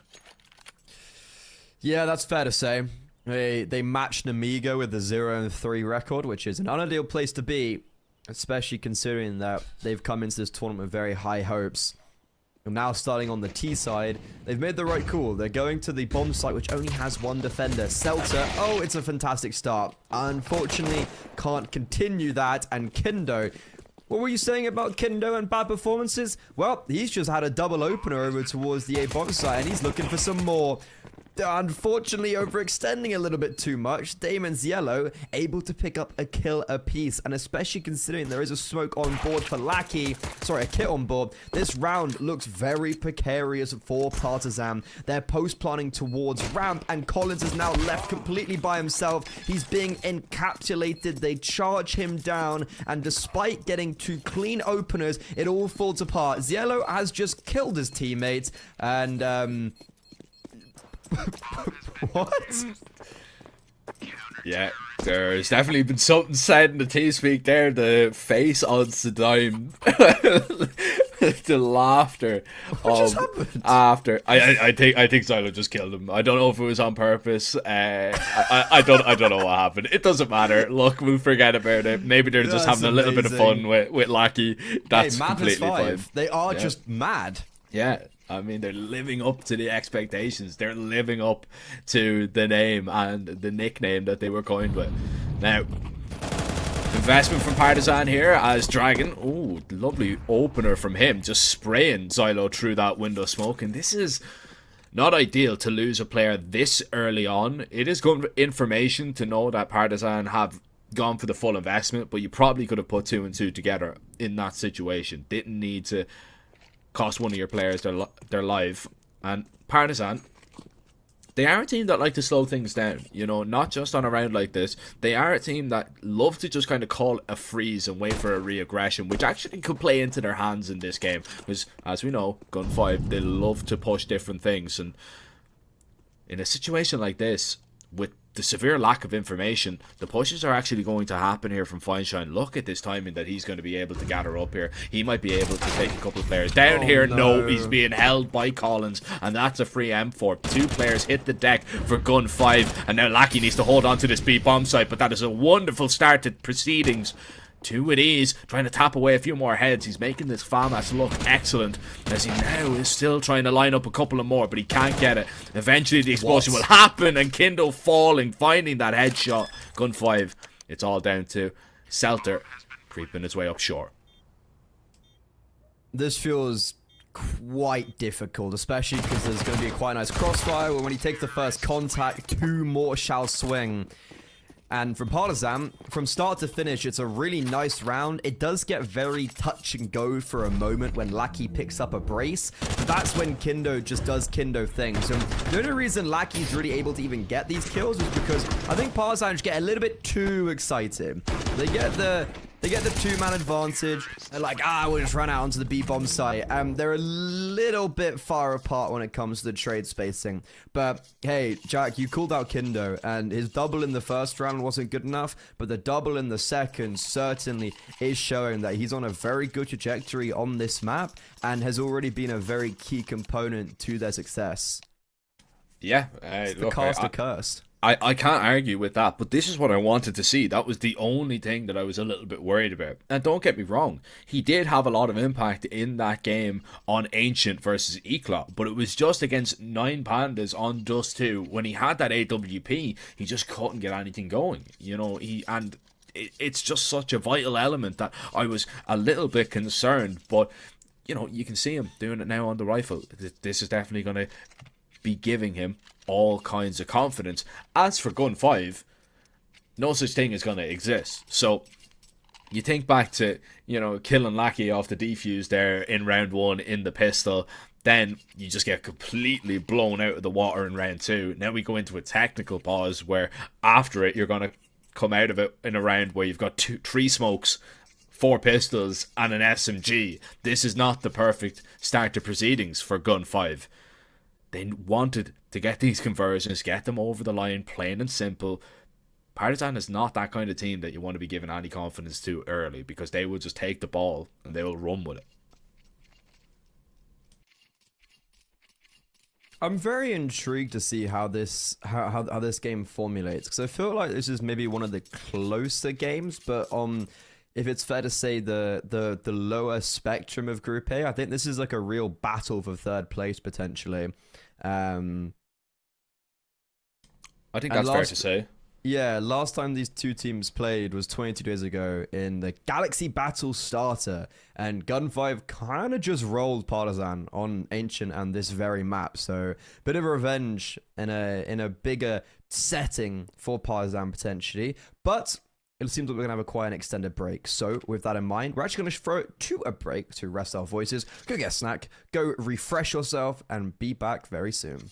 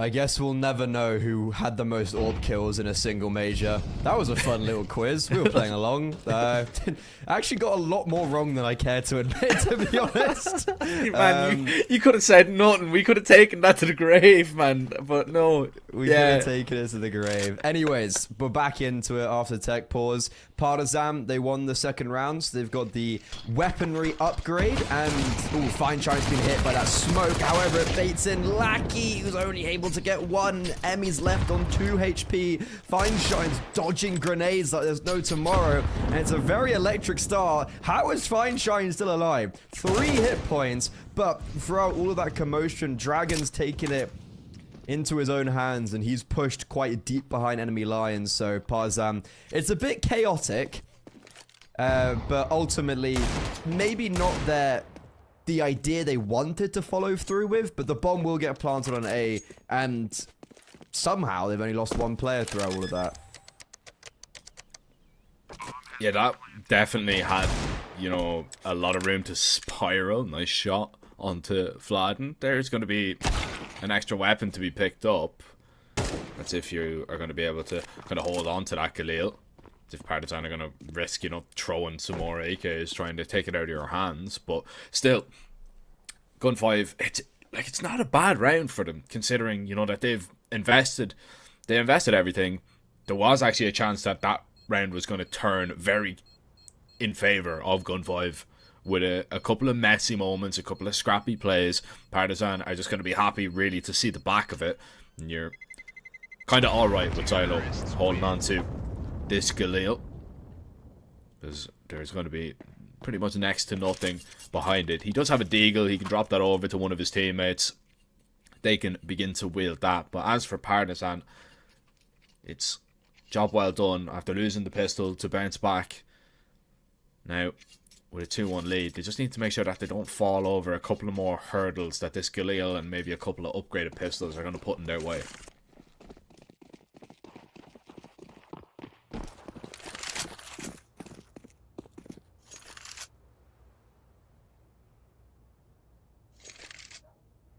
An interesting narrative we can touch upon, not really interesting for the teams, but for us, is that coming into this game, both Gun 5s and Partizan were the lowest rated combined teams, player stats in the whole tournament so far, across both groups. I think GTZ actually, since the game has gone live, has dropped between them, so unfortunate. But both teams kind of only have 1 player doing well, and it's Lackey on Gun 5, and we saw him against NEMIGA, and then Dragon, interesting enough, the guy that we kind of touched upon as maybe being a little bit not having the greatest game on Dust 2, but both these teams have really struggled so far this tournament. Partizan naturally because they haven't won, and Gun 5 because they got ran through against NAVI Jr. So when we come into this matchup, this can be a real silver lining for one of these two teams starting off the second day of the group stage. Yeah, I mean, look, it's always going to be tough to have, you know, a pretty high rating when as for Partizan, you lose 2 matches. As for Gun 5, you know, you win a game 13-7, but you also lose a game 13-2. So, you know, your rating is going to be absolutely in the bin. It's going to be shattered. Gun 5, they will bring the guns up in this round. It's a lovely opener. Double peek from the window. Another HE going to be thrown. Another player surely going to be caught out in the open, but it's Emmy to find that kill and scamper away as well. That's very important. You're going to have to expend a lot to try and hunt him down, and Emmy needs to be very careful. Fine Shine nearly catches him. Emmy, he is really just getting away with murder. How? I have no idea. Is he still standing? A single bullet would have put him down. And still, he might be the unhealthiest on the side of Partizan right now, but not by much. You're looking at Collins, you're looking at Kindo. 3 players out of the 4 are the walking wounded. Yeah, I mean, I think Emmy did amazing there to draw loads of attention towards middle, but Partizan were not in a position to react off that information. If they were collected outside of A or B, they could have just probably pushed out and taken a lot of space for free. Instead, now they're having to reset with the HP disadvantage, and they're going into the majority. They're going towards A, and well, the majority isn't even needed because Fine Shine nails 3, making it his 4th in total. That was a beautiful display of brawn from the youngster, the new player picked up for Gun 5. And you know what? He's playing fantastically so far in this round. Coming into this first gun round with 1 single kill, he basically wins it out single-handedly for his squad and gets a 0 for free. You've definitely had worse rounds, right? You know, you get 4 kills and you're able to upgrade on an op. That's really good news for Gun 5 as well. When they're back on the rifles, or I don't want to say even back on the rifles, when they've got the rifles up for the very first time, they're able to make good on it. You're making it look easy towards connector here. Partisan, a little bit of a problem was, you know, that they were taking so much damage everywhere that they were going for a peak that, you know, you were never really comfortable to kind of getting into a situation. The opening instance of that round, though, was very well orchestrated from Gun 5. Double peek in towards window to find the opening kill. Unfortunate not to take down Emmy as well. She was very low. Nade opened the mid smoke. Fine Shine this time. He is going to be ready, and Kindo is going to fall. Emmy needs to be very careful also. He's going to burn in that Molotov. That's going to be heard. And Xylo, he's going to look to try and grab that kill. This time they will take Emmy out of that situation. But Xylo caught out by the creep through under. And still Dragon. He's holding W. He's going up connector. He might just walk through. Oh, he's got a great timing here. They will never expect him. Gun 5 thought they had connector locked and loaded. Fineshine even dropped a grenade as well. But ultimately, he does trade out, and the AWPer, continuing his good form, adding another multi-kill to his tally. And this is the issue when you play against Gun 5. They're just going to get in your face, they're going to get aggressive, and they're going to hit nice shots. So for Partisan, Dragon's in the know. They know he's in and around top con and jungle, and it's a very interesting posture for Gun 5. They're just leaving the A bomb site completely. Fineshine's playing very deep in CT. And Partisan will try and maneuver themselves up connector, but the read from Gun 5's now perfect. Lackey's moved over towards market. Sedame's playing towards short. They're basically just leaving apartments. And Fineshine, as soon as he gets his information, everyone's going to come over. Question is, can the AWP get a kill? Instead, can the AWP now actually survive? Flashed off the angle. Dragon will not hunt him down. Instead, he fades away, and this plays perfectly into the hands of Gun 5. Bomb planted with no time to spare. Now, the youngster, who's prevailed so far in these last 2 rounds in the 1 versus 1, he doesn't anticipate the elevation, and Dragon, who started off this round, ends up clutching it up, a 1 versus 1, and 4 kills to his name, saying to Fineshine, I can do one better. He had to get up there as well. Took his headset off. He got up for a little bit of a walk around just to cool off after that one, because he heated up there, and that's a massive 2 versus 3 that you come away with, Partisan. How have they managed to pull that one off? And that really just kind of hits Gun 5 where it hurts, because that should have been a round that they converted with relative ease. Instead, now you've got to look at Partisan 4-2 up with another buy behind them, and you are back on pistols. You're back on a couple of SMGs. You need to be converting rounds like that, Gun 5. That is, plain and simple, just not good enough from their standpoint. You know, to get yourself in that winnable position, you find that double kill towards top middle, the adjustments after, you have all the information as well. You know that it is going to be an A play, but the fact that you still come up short and Partisan are able to pull off a heist in that round, that's very worrying to me, Freddy. I'm very concerned for Gun 5 moving forward in this game, and Partisan, if I'm a fan of them, I'm absolutely over the moon. Buzzing. Yeah. Even though things haven't really been going their way, if you're able to win a round like that, that can really just kind of change the morale. I really thought Gun 5 had that round, because I think they played it so well by just leaving A and then playing retake, but then players are falling too early. And sure, Dragon does come up on top, and he's the player that's been the only consistent feature for PARTIZAN in this tournament so far. It is a heroic play from him, and it's something that's not really able to be replicated, but it's that individual heroicism? That's not a word. Heroic play? That is needed in moments like this, and that's when you can then enforce this ability. You need someone to step up, deliver you around from the dying embers, and then you can start playing more consistent. I feel like PARTIZAN should be anticipating the aggression from Gun 5 in the upcoming rounds, because that's kind of who they are. But a round for Gun 5 where, yeah, as you mentioned, a big thorn in the side. That should have been a round 1, but instead it's Dragon who comes up on top, and he's the one who's shining fine right now as PARTIZAN force Gun 5 onto a low purchase. Looks like we're back though, and we are going to be getting underway with this one. Look, that low purchase, of course. We'll see what Gun 5 are going to be looking to do with it. Selter walking in towards under. A flash in hand as well. Dragon needs to be very careful. The jiggle coming in. Flash is going to be thrown. Dragon, can he turn around in time? Kindo with a lovely reaction to at least find that trade. And you know there's another person in and around under. And Emmy's in a really good position to make sure that he is going to be stopped from making his way back. Especially with that Molotov. Could be able to catch him off guard. Zylo's just trying to hold for his teammate to get out of there, and still... there's dangers in this round if PARTIZAN overstep the mark. You can see that's why they're being so patient. Otherwise, though, you look over towards B. Vlad is already out in towards market. Should be an easy one for him, but Kindo is going to snatch that one away. And you don't mind that. If your operator is hitting those kind of shots, you don't mind him stealing your kills. Yeah, I wouldn't be too scared if my AWP is 10 and 3 and my star player is 9 and 4 and it just got a 4K, like 1 versus 2 basically. So I'm pretty fun PARTIZAN. I'm pretty happy right now, to be honest. A lot of the things that need to be going well are going well.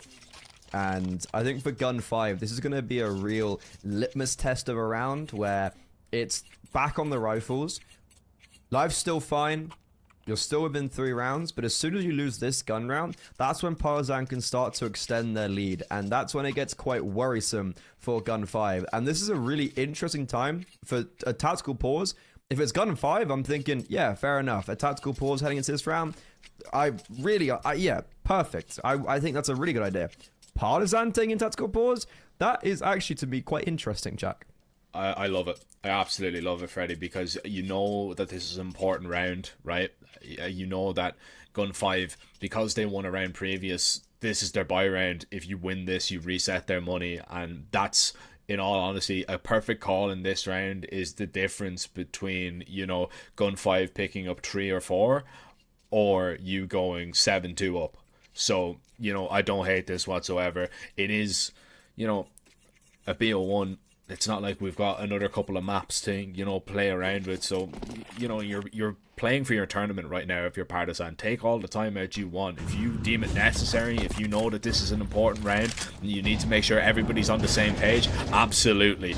And, well, we're going to see if everybody is going to be singing from the same sheet here. Dragon able to drop Lackey, who was blind for forever and a day. Nothing he could do about that whatsoever. Feinstein tagged down low. PARTIZAN really in control of this one so far, and Saddam needs to be very cautious. Once that smoke fades, Emmy's on the other side of it, and Saddam cannot afford to go down.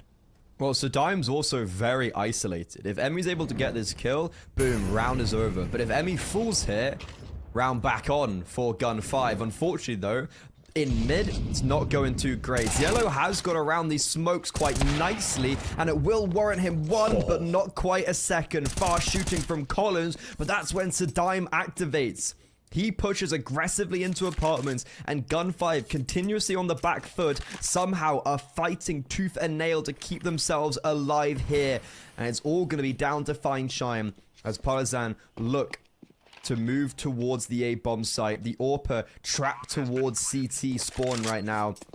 not much really he could do about this until Kindo offers himself up, sniped out of the sky. The AWP sings that sweet song of death, and on 14 HP, Fineshine's going for some more. They know about Collins over towards Tetris, but the bomb's also planted for Vladin and Connector, and with no utility to push him out the way, he's going to be very difficult to deal with. A Molo onto the bomb.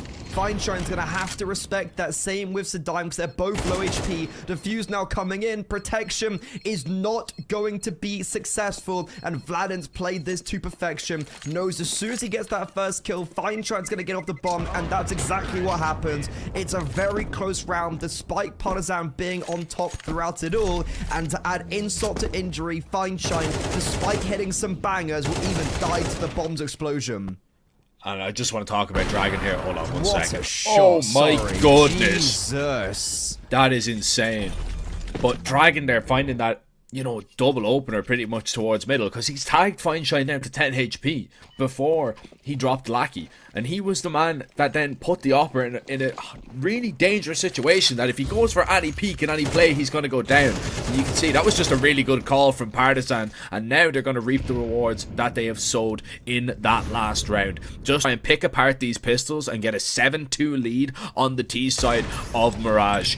Partizan, this is night and day to what we seen yesterday. This is so impressive. It is just been pretty dominant from the Serbian side, but it's almost like they have a little bit more belief in themselves. Yesterday they were kind of down and out, they were getting a couple of things wrong, but this time, man, today on Mirage, they have barely and rarely put a foot wrong. And this is what I was talking about heading into that previous round of, this is one of those really swing rounds where Partizan either just take the lead and are going to run away with it, or do Gun 5 make it contestable. Now they're fighting for, at a minimum 5 rounds. And on a CT side, that's not really enough. And I'm looking at some of these individuals, and it feels like they've been struggling to find consistency. And they've been struggling to find openers. It feels like Partizan are always coming into the rounds with a 5 versus 4 or whatnot. And even when Gun 5 did have the advantage in one of the first gun rounds, well, Dragon just 1v1s and gets a 4k in total in a 2 versus 4. So a flawless round for Partizan, which is must needed for the economy. They're probably going to be, I'd say, fine for the red. Oh, doesn't get a save. That's actually really rough. Okay, well, the AWP can be repurchased, but it's not nice for the econ. Okay, Partizan, they're looking really sharp. Gun 5, their aggression is not paying off. How do they change things? Yeah, that's the big question, right? How do they change things? They had a little bit of success initially when they wanted to push towards top middle, but the problem is now Partizan are kind of just going super aggro out towards mid, and if you try and go for any adjustment towards that part of the map, you are going to be caught out. If you try and push in towards ramp here, this could be a big problem as well. Rifle's going to walk in. Kindo is going to miss. Dragon surely realizing that Fineshine is close by. It's a lovely timed flash from Vladin, and now Partizan can just accelerate. They're already out on the bomb site. Xylo blind for a moment, seeking refuge behind the stairs. Lackey just trying to help him out and stop Partizan from scaling all the way over, but Vladin's being called all the way back. This is just Collins in a position trying to fake for as long as possible, but he's already been taken care of. And now I'm not quite so sure, because Emmy has called his teammate all the way back, and now they just have to go. It's a 2v1 over towards Lackey, but if Lackey even gets one here, surely that's the round for Gun 5. Oh, Lackey's been spotted. Lackey's been spotted, but he still drops the bomb in apartments. Despite the trade coming through from Emmy, he has to come back into the apartments, and that's when YaLLa snipes him down. I actually don't hate the call. I like it, but the issue was, you mentioned Collins has to survive, and he simply doesn't. No, I hate the call. I absolutely hate the call because, right, you've killed 2 players over towards that A bomb site. You've got Emmy that can lurk up connector. You need to just try and commit on out. You need to just try and commit on out there and take space. Yes, the rotations are going to be there. Even if you don't want to commit out onto the bomb site, freeze and let Emmy try and work something. Calling Vladin back in that situation, in my opinion, is a big misplay. And Partizan get it wrong there. They overcook it, they overcomplicate it, and now Gun 5, you've got a chance to get 5 CT rounds, Freddy. And 5 CT rounds honestly is going to be a massive difference maker in this game, because Partizan really could have gone all the way to possibly even getting a 10-2 with the way that they were playing.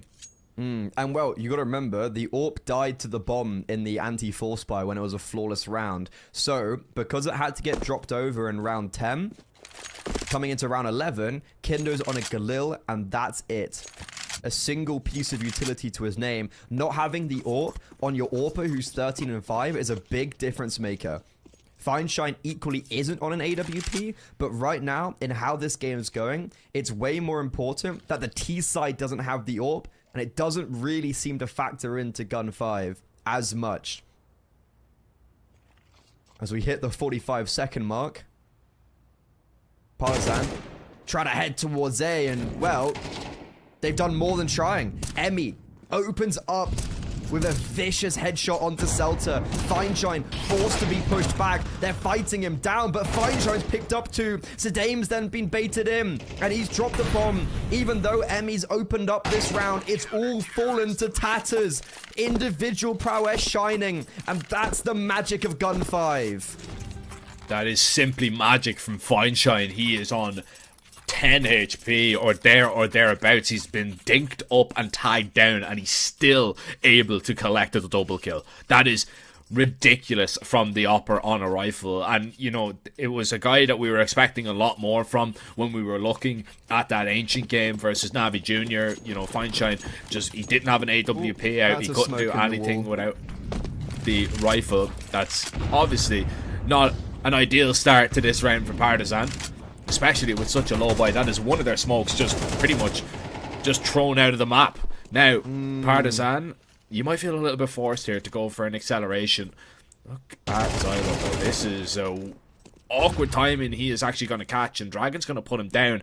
Seems to be aware that a player has gotten out, but dealing with Collins is going to be difficult for Celta as he will fall. Feinstein trapped behind that molly. Collins now knows it as he ticks on in it. Feinstein's still going to be able to collect that frag. And Partizan, still very split. They're lurking up connector. Vladin's over towards B with the bomb. What's going on? Okay, so Vladin just made noise. Sedame's like, well, yeah, they're flying. I don't know, man. From start to finish, they had 3 smokes. They missed one of them. It's just all over the place. It's 5 on the board for Gun 5 going second half. Sure, they're down by 2, but momentum's surely in their favor now as they clinch 3 in a row and 3 very clean rounds. Partisan just gets shut down and look way too individual at the end of this first half. Not what they were looking like at the beginning. And this now is a very contestable game. And that's exactly the point that I was making. You know, Gun 5 were down and out of this game. We were talking a 7-2 scoreline. Partizan could have really just kind of kicked on if they were able to win a couple of those rounds. But I've seen misplay after misplay after misplay. Some very unorthodox calls that have really cost Partizan in a couple of instances, and just a lot of desperation plays. Now, Gun 5 on this T side, gonna try and get this pistol going. Lovely flash, well timed in towards connector. You don't clear your corner though, and Kindo is just gonna strike him down with ease. The USP still trying to do a little bit more work as the bomb is going to be planted. Gun 5 need to take some control somewhere, so they'll push in towards CT, and they actually have a 2v1 on Vladin. Tucks himself safely in the corner. He's got a little bit of backup now, needs it to arrive in time. Vladin is gonna have to take these duels, and he will win them. Sedime, it is all down to him to just really buy enough time. There's no kit in play for the CT side here. Just needs to try and find the heads and try and fight them all off. Buy enough time for the situation where the defuse will not be pulled off. But no such thing will happen. Partizan will pull off that CT pistol just in the nick of time. Ooh, that came down to the wire. That was almost a salacious clutch from Sedame, but unfortunately, Vladin's double in CT came quite quickly, and that was the difference maker. And also, the difference maker is just this one kill from Kindo. Sure, he does get instantly traded afterwards, but the fact that he's able to fin the herd in a position where there's no way he should have got out of it. Gun 5, this is a very unfortunate proceeding in the second half because it felt like a lot of the momentum was going in their favor. Now it just gets completely reset. They're onto a force buy, and if they lose this, that's just adding insult to injury because it's going to then be most likely 10-5.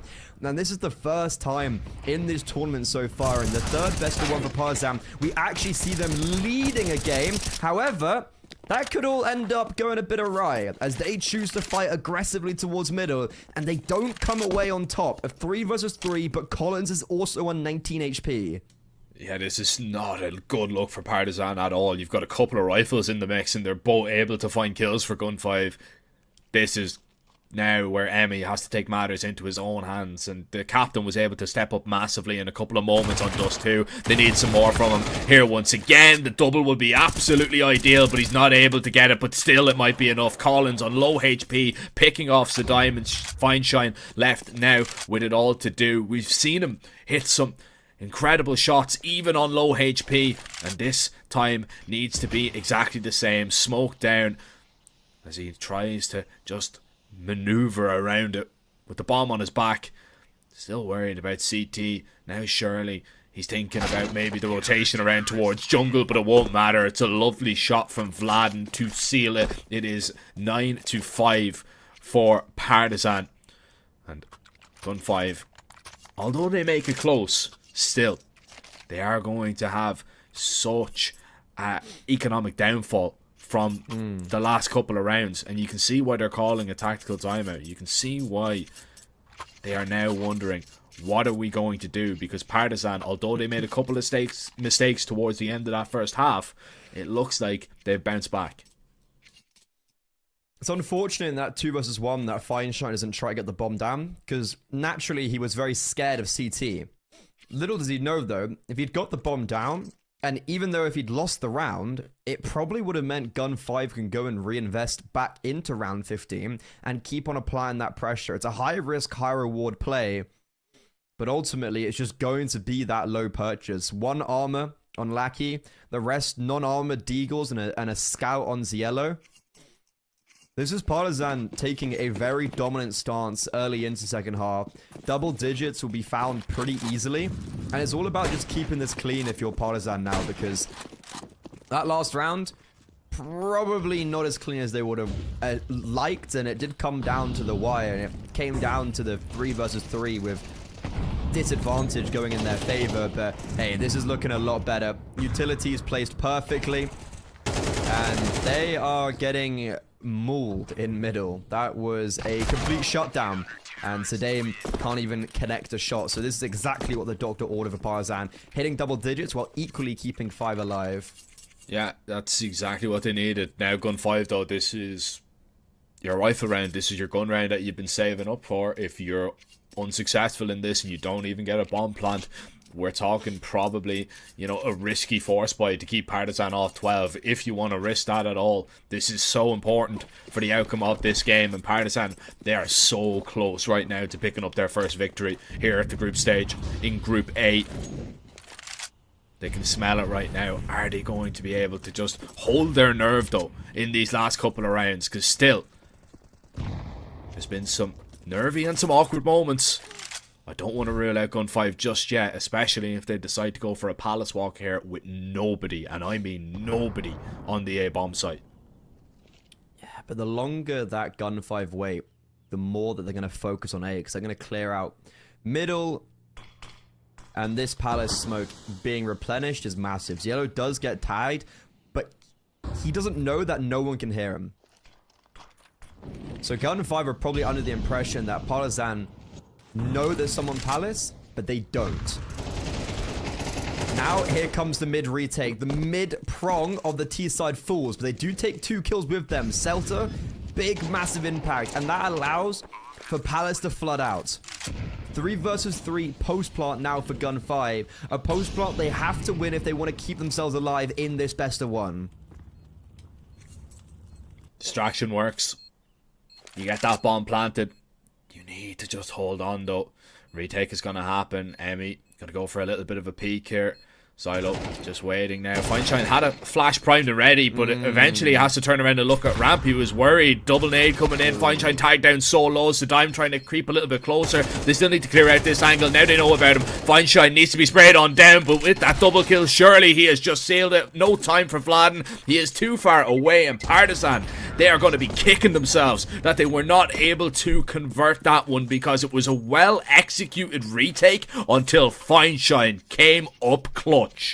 Yeah, the issue with that retake was simply just time, right? People were maybe having to run in a little bit more carefree, and that's the issue when the time goes that low. But as you mentioned, everything goes perfectly there. The nades, the pre-firing, the isolated duels, it was just so perfect. But Fineshine, the inexperienced player who was talking about how their aim is superior to a lot of teams and they can rely on that, well, guess what? He just clutches up a 1 versus 3. And now for Gun 5, they're actually going for something very similar, but a very different pace. Jumping out of Palace, and Emmy and Collins, they are so primed and ready for this. Celta spotted in middle and forced to fade away. Sadame, oh, it's a bold play, but Emmy runs out of bullets. And Collins equally only has 7 in the magazine, but he only needs 4. Instant headshot onto Lackey, and they know where Sadame is, and the wall bang's even successful. The A bomb site does not falter, and they knew Celta was in middle, and seeing how Dragons cleared all of it out, Collins is pretty well versed in where Celta is. He does fall, well, that's when Kindo can trade, and straight back to winning ways for Partisan, and it's because of that bomb site hold. And now it actually works out, right? Because it came down to, you know, a close situation, because Gun 5 were able to clutch up, you know, and nobody survived. Everybody had to rebuy in that situation. Now you look at the money of Gun 5 and Partisan. Look, Gun 5 still haven't decided if they wanted to buy up yet. They're going to have to go for the investment here. They've nothing else to do. It's a double eco scenario. It is pretty much a lose-lose. Partisan are playing for the map here. They win this round, they've got 6 chances to close it out, and the first one is going to be the easiest of the lot, but the first kill does not go your way. Emmy is going to fall. Xylo, though, does not know Collins was the second player in towards jungle. That was completely overlooked. And that was your only AK in the round dropped. I love this setup from Dragon and Collins, and it's worked perfectly. Fineshine does get a nice tag off, but that's all he's going to find. Dragon finds the birth onto 20 kills. Kindo's not too far behind him. Oh, okay. Okay. I got scared there for a second.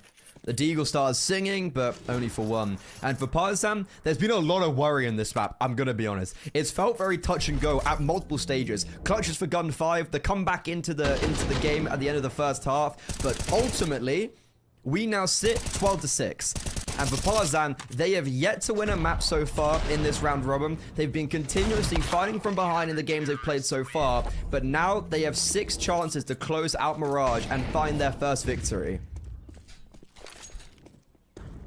And as I was saying, this one should, in theory, be the easiest of the lot. Look at the weaponry that Gun 5 are going to bring to the table. And this A bomb site has held a lot of times in the past. Execute is just going to fly on over. Emmy seems to be ready and waiting. Everybody smoked off as Kindo tries to help out, and Kindo will actually get the ball rolling. It's a lovely pick off, and now the CTs, they don't need to make a move right now. They need to just wait and see what Gun 5 are going to do to react. They're going to try and run them down, and they find a double, which is good, but still, Partisan just waiting for these smokes to clear, and a double lurk through ramp. This is so dirty. Vladen, he can pick one off for free, and even if Vladen goes down, he can just fight for his life right now. And Vladen not going down, he's taking everybody down with him. Fineshine, another 1v3 required, but this time it is for the map. This time is to stop Gun 5 from going down into the 1 and 2, but even the great Fineshine cannot stop the Partisan train from rolling through town. Finally, the Serbians have a victory. And it is a very dominant one as such. Really convincing from Partisan. And we were talking about Group A being shook up after Eclot got delivered their first loss. This adds further fuel to the fire. the race and the battle for second and third is still very much up for contention in Group A. This has become a very exciting story. After day one, it felt like it was already set in stone. PARTIZAN, who unfortunately got their chance at a LAN for the first time with this core and org taken away from them, they are now still fighting in the online stage, and that was so dominant. And considering Gun 5 only 22 days ago 2-0'd them, and one of the maps played was Mirage, this is a massive turnaround for PARTIZAN, and it is led by Kindo and Dragon.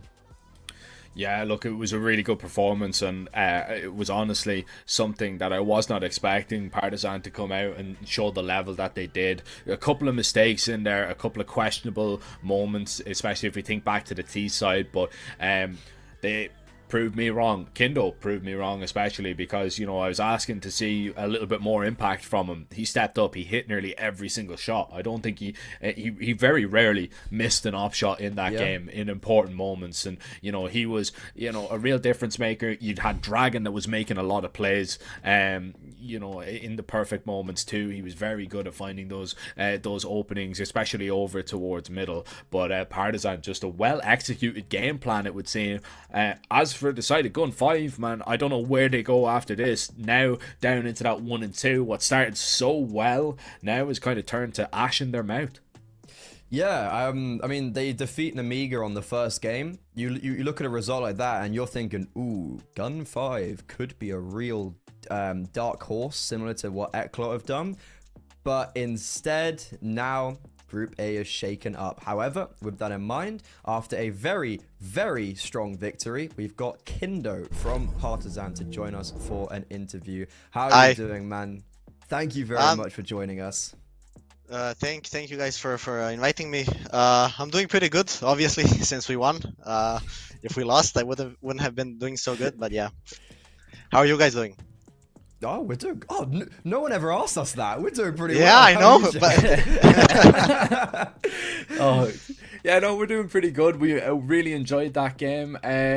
Look, we obviously didn't get a chance to talk to you yesterday. You guys started 0-2. Did you guys have that feeling kind of going into today that you know that you have to start it off well? You guys know that you have to win nearly every single game to kind of stay in contention? Yeah, I mean, we've definitely had that in the back of our minds, but I think what we talked about yesterday, we weren't playing our game, definitely. It was just, we were feeling off, we were feeling anxious. It took a long time for us to get map control, you know, we were just feeling like we were scared to die. I don't know why. These things happen to every team, so we didn't think much of it, but today we decided that we're just gonna play our game, and that's it. That's the mentality we went into, that we used to go into this game. You definitely did. Yeah, I mean, well, today was amazing. So talk me through this game, because you had the lead the whole way through, and despite them winning a 1 versus 3 and stringing a few rounds together, you were always on top. What was today's game like from your perspective? I mean, it was I have to give compliments to my coach and in-game leader. They did good preparation. You know, we knew sort of what we were expecting. We also practiced against them. We knew their play style, and based on this, we sort of decided how we're going to play. And yeah, I mean, you know, it was just we were in control, like you said, the whole game. So yeah, there's not much more to say, honestly. Obviously, you know, just one last question. You guys have a tough game coming up next. You guys are going to be playing against NEMIGA. Any thoughts about that matchup before we let you go? Nothing in particular. I mean, obviously they're a good team, but I feel like for us it's always about us, how we play, how we come. If we're ready to perform, we're gonna deliver and we're gonna win. If not, we're gonna lose. I don't feel like it's that much up to the opponents. At least that's how I feel. It's probably not completely true, but yeah, that's at least the mentality that we have. I think that's a pretty good mentality. Yeah. But yeah, I guess, Kindo, thank you very much, and big congratulations. You guys still can make playoffs, so we hope to see you on the interview again for when you win your next game. And thank you very much. Congratulations, and have a good rest of your day. Yeah, thank you guys. See you. Bye. See you. well, it's absolutely perfect. I've actually never been asked how I'm doing, and it's nice, you know. It's nice for once. It's nice to, you know that somebody cares, that somebody's checking up. And, you know, it's great manners from Kindo. But in all seriousness, no, look, Partizan, they did play really well in that game. Knew that they needed to come out and make a big statement in that first one. And to be honest, Gun 5, they just were not able to handle it. And that makes me really excited, Freddie, moving forward for, you know, the next game that Partizan are going to be actually playing versus NEMIGA. I think that one is going to have fireworks, maybe, you know, one that, you know, people kind of look at, maybe glance over in terms of the other matchups that we have today, but definitely one to keep your eyes on for sure. And well, you guys are going to be able to take your eyes off us for a little while, as we're going to be heading into a short little break. But when we return, we've got one of the matchups of the day. We've got NAVI Jr. taking on Eclot, so don't go far. We'll be back in a bit. She said she loves you, but she can't love me. But I love you. Yeah. Look, all of my men's going crazy. I gotta break on myself, I amaze me. Like I'm back in the 80s. I won't play window anymore. What's going on? Play your role. 1xBet. On to the next one.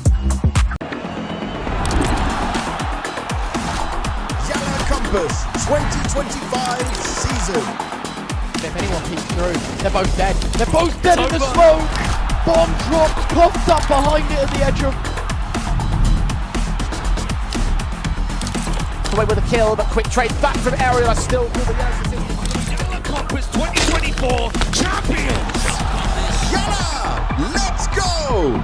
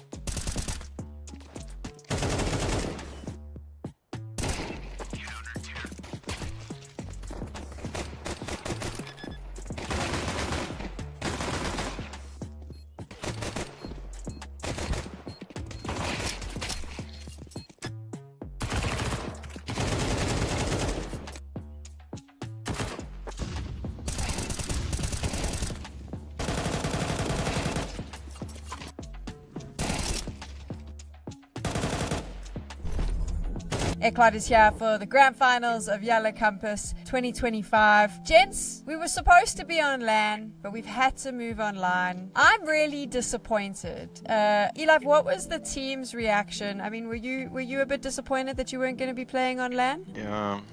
After we discovered that we will be playing online, it was not the best message we got, but we wanted to go there because of MRQ that we didn't qualify, so at least something, but online it is what it is. I mean, Forzy, for me, big shout out to YaLLa because they could have just cancelled the whole thing and they wanted to find a solution for all of the teams, make sure that those who were in the MRQs could still play as well.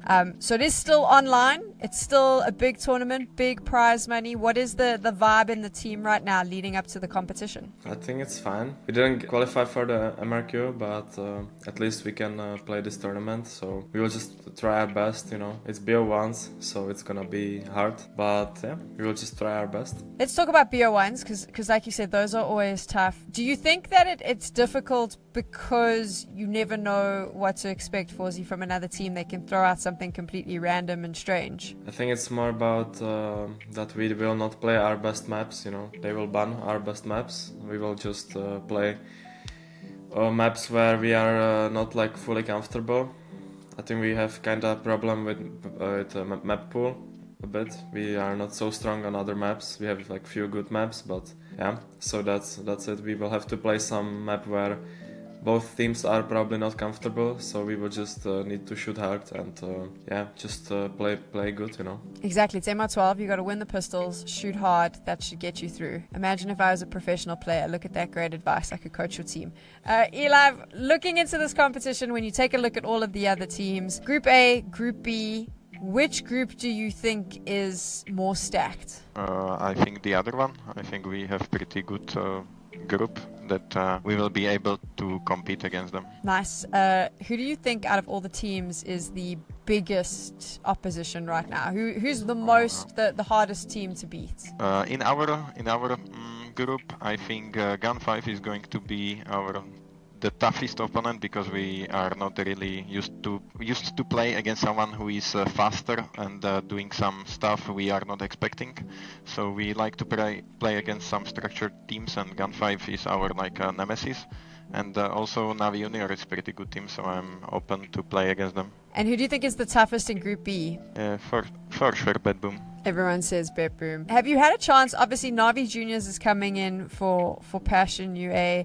Had you had a chance to prep for any of the teams? But I'm presuming not, because you didn't even know who the teams were at one point, Eli. So you haven't done a lot of anti-strats and stuff. Have you just been focusing on your own game? Preparation we'll be doing our coach, so we will get some informations before the game we need to know, and we will work with things we know and we know how to do, but we will just do some details differently. But before the game we will have a talk and understand what enemy is going to do and what are their weaknesses and the strengths. Forzy, have you been watching a lot of the top tier Counter-Strike tournaments at the moment? Yeah, I was watching the Bucharest tournament. Yeah, is there a specific team when you watch them that you really want to watch their demos and study them and you're getting inspiration from at the moment? I like Mongols, to be honest. They're when they're playing now they're in bad form, but I think they are playing interesting CS when they are winning, you know. And other than that, I don't know. I think Vitality and Spirit are just individually insanely strong. I think I like Mongols playstyle a lot. They are very confident in what they are doing, and they go in their face, you know, in the enemy's face a lot. So yeah.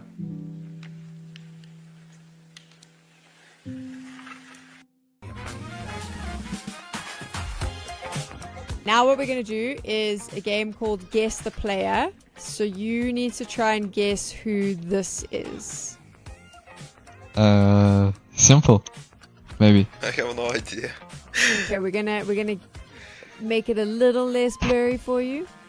No idea still. No ideas. It's Monacy? Yes, well done. Here's another player for you to try and guess. Me. Nuke. Yeah, well done. Easy peasy. I like that one.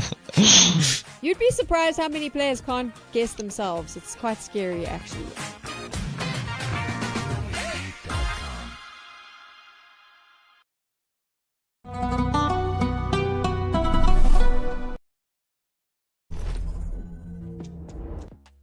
we've already got through 2 of our games today, and next up, coming into this day, both teams were undefeated. It was set out to be probably the best game in the group stage, but unfortunately, Eclot have already been delivered a loss as in our first game of the day. So, basically, can Navi Junior stay undefeated, Jack? That's the question. That's the question on everybody's mind. And honestly, I think they might be able to. You know, I don't want to write off Navi Junior in any sense, and I don't want to discredit Eclot either, but what we seen yesterday, man, from Navi Junior was something special. Whether it was Makazi getting the entries, whether it was Krabany stepping up with his individual ability, as well as IGLing, Symmetry on that AWP had some massive moments. Zug's multi-kills on Mirage versus NEMIGA was absolutely insane. Nobody could stop him, and then Demon was popping up with those moments every here and there with multi-kills in big, vital, important rounds that really kind of changed the tide and made Navi Junior able to kind of stretch their legs and get away from NEMIGA. I cannot say a bad thing about this Navi Junior team right now. I just think they're playing to an insanely high level at such a young age. It's incredible. I think the only issue I spotted yesterday on Mirage was potentially Makaze, because I think he did struggle against NEMIGA. However, he was superb in their previous games against Gun5 and NEMIGA, Gun5 and 9 Pandas, and then on top of that, Navi Junior not only played the 3 best of 1s in YaLLa yesterday, but they went and played another best of 3 against Sky Furia afterwards and absolutely owned them 2-0, and that's where Makaze went 40 and 19. So even though he maybe struggled against NEMIGA, I don't think there's anything really to worry about his performance. But yeah, as you mentioned, this team, I don't know what can stop them. But can Eclot be that team? Because they had a really good day yesterday, but unfortunately have already bled today against 9 Pandas. Yeah, and it was kind of a tough loss too, right? Because you were 10-6 up, and you were kind of thinking, all right, Eclot, you can do this, you can close this one out, you can be 3-0, and then 9 Pandas just had that resurgence, just won every single round after that to actually take the victory, 13-10. Now there was some promising signs and promising moments in there. You know, Forzy had some big opportunities and big moments. Mikey as well in towards connector was, you know, a real danger. And I think, look, Eclot, they're going to be disappointed that they obviously lost to 9 Pandas, but I don't think they're going to let them get them down. I think they would have been pretty razor focused on, you know, this game in particular, knowing that Navi Junior are the top team in the group, knowing that they are the big dogs that they have to try and, you know, chase and hunt down. But the problem for me is, and Eli've kind of, you know, talked about it as well in his interview, is the fact that they do kind of struggle to play against teams that are a little bit more aggressive, and Navi Junior are exactly that. You know, they were saying that Gun5 were the, you know, the biggest problems that they were probably going to face. I don't know, I think Navi Junior might be exactly that.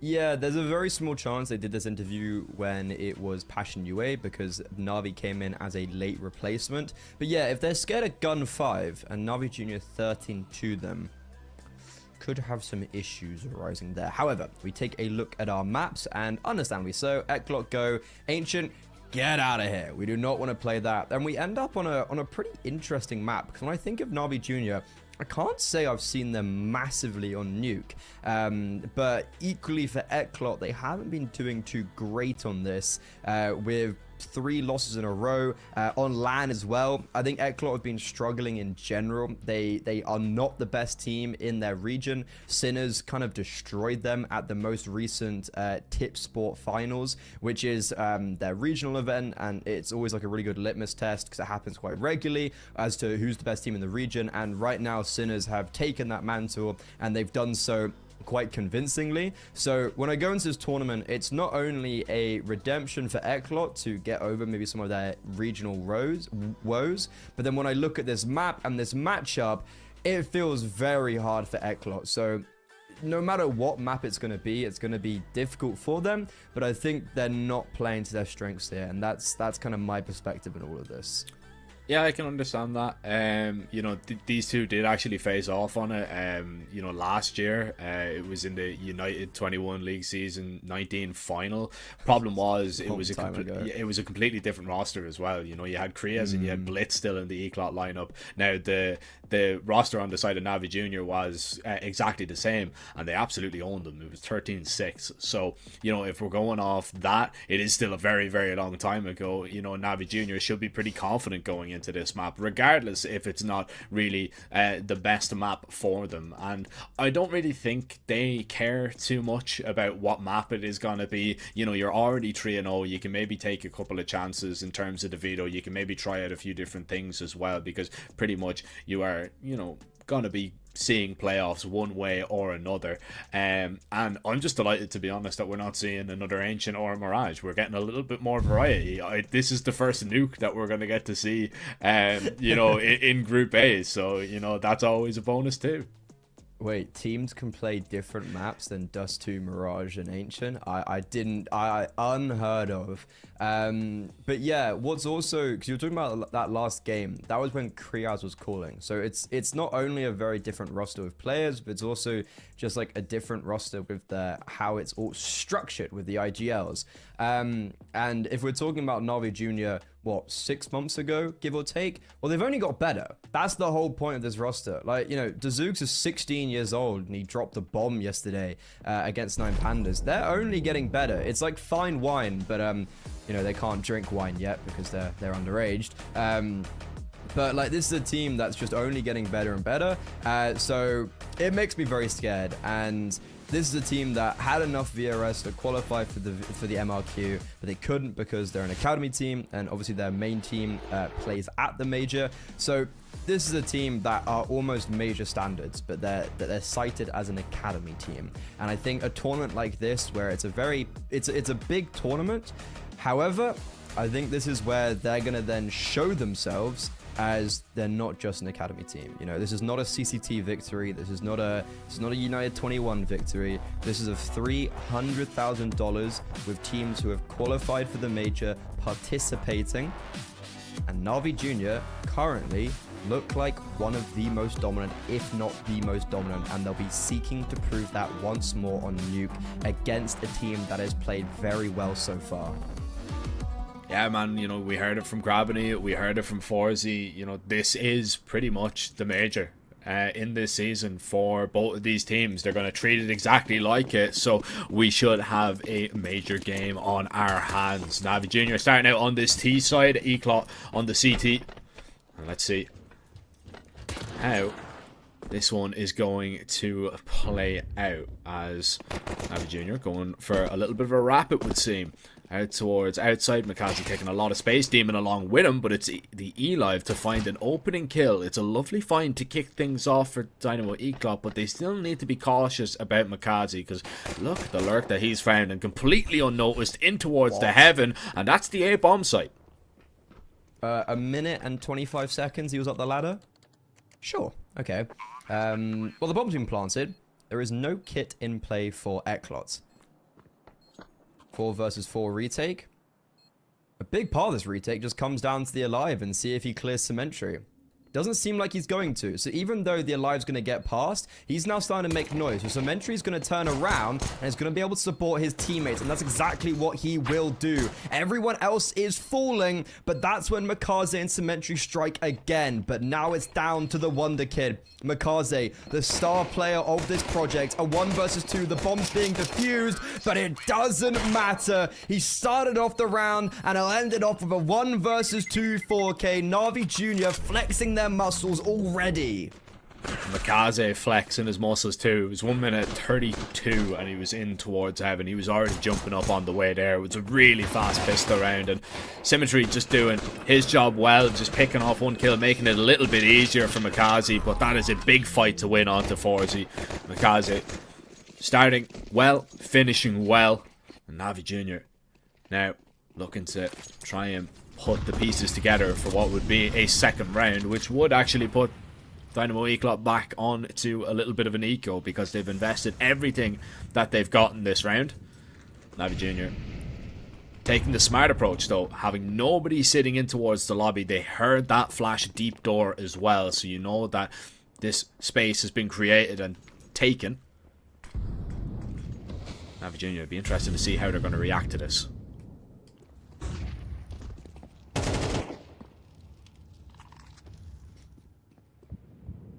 A lot of space being given over. Navi Jr., they've got all of this control outside, but maybe they're playing into the hands of Eclot. These pistols thrive at close range. And the Alive, well, the MAC-10's a little bit better at close range. And Demon puts him down to 11 HP, looking to finish what he started. And yeah, the IGL will not be able to escape. And it looks like this round, to be honest, is gonna be pretty easy. Detour does make it contentious with getting a kill in lobby, and Forzy has actually just found a great timing. They never cleared hell, so that means Forzy not only has put it into a 3 versus 3, but upgraded to an AK. And Dino Eclot, they're catching Navi Jr. completely off guard now. These kills have floated in, have made it very sporadic, and this is such a wild and wacky round. Ultimately, though, Navi Jr. are standing tall in a 2 versus 1. Cementary needs to get the bomb down, and he shall. Forzy thought it was going to be a play towards A, but he's mistaken. Now needs to go for a 1 versus 2 retake from ramp. AK in hand. He's got the weaponry, but he doesn't have utility or a kit. This is going to be very difficult for him. They swing. Oh my god, Forzy! Known as an AWPer, but the spray transfer with the AK, that is ridiculous! Ridiculous round to pick up there, and I don't know if that was the right play. I understand it's an insane transfer there from Forzy, and I understand you're under pressure if you're the site player, but I think you just need to stick around and buy time. Bomb planted for single. There's no kit in the mix, and you know there's no kit because Dynamo Eclot have forced up everything that they've gotten into this round. It's a lovely bit of skill though, just to make sure that that AK stays under control, and that honestly is an error that I was not expecting. It is Navi Jr. just getting everything wrong in those vital moments of the round. And Dynamo Eclot will strike them down. A little bit of nerves may be shown from the young guns on the Navi side. Now, there's going to be very little guns for them to wield here. Yeah, that was a crazy round. Ended with a crazy play. Felt like we're going to have a very exciting game in store, don't you think? I'm already having fun. And by the way, Forzy has just detonated a nuke on them. So much damage, and he's perfectly baiting an MBQQ. Some kills and trades will come in, but a man advantage now for Eclot.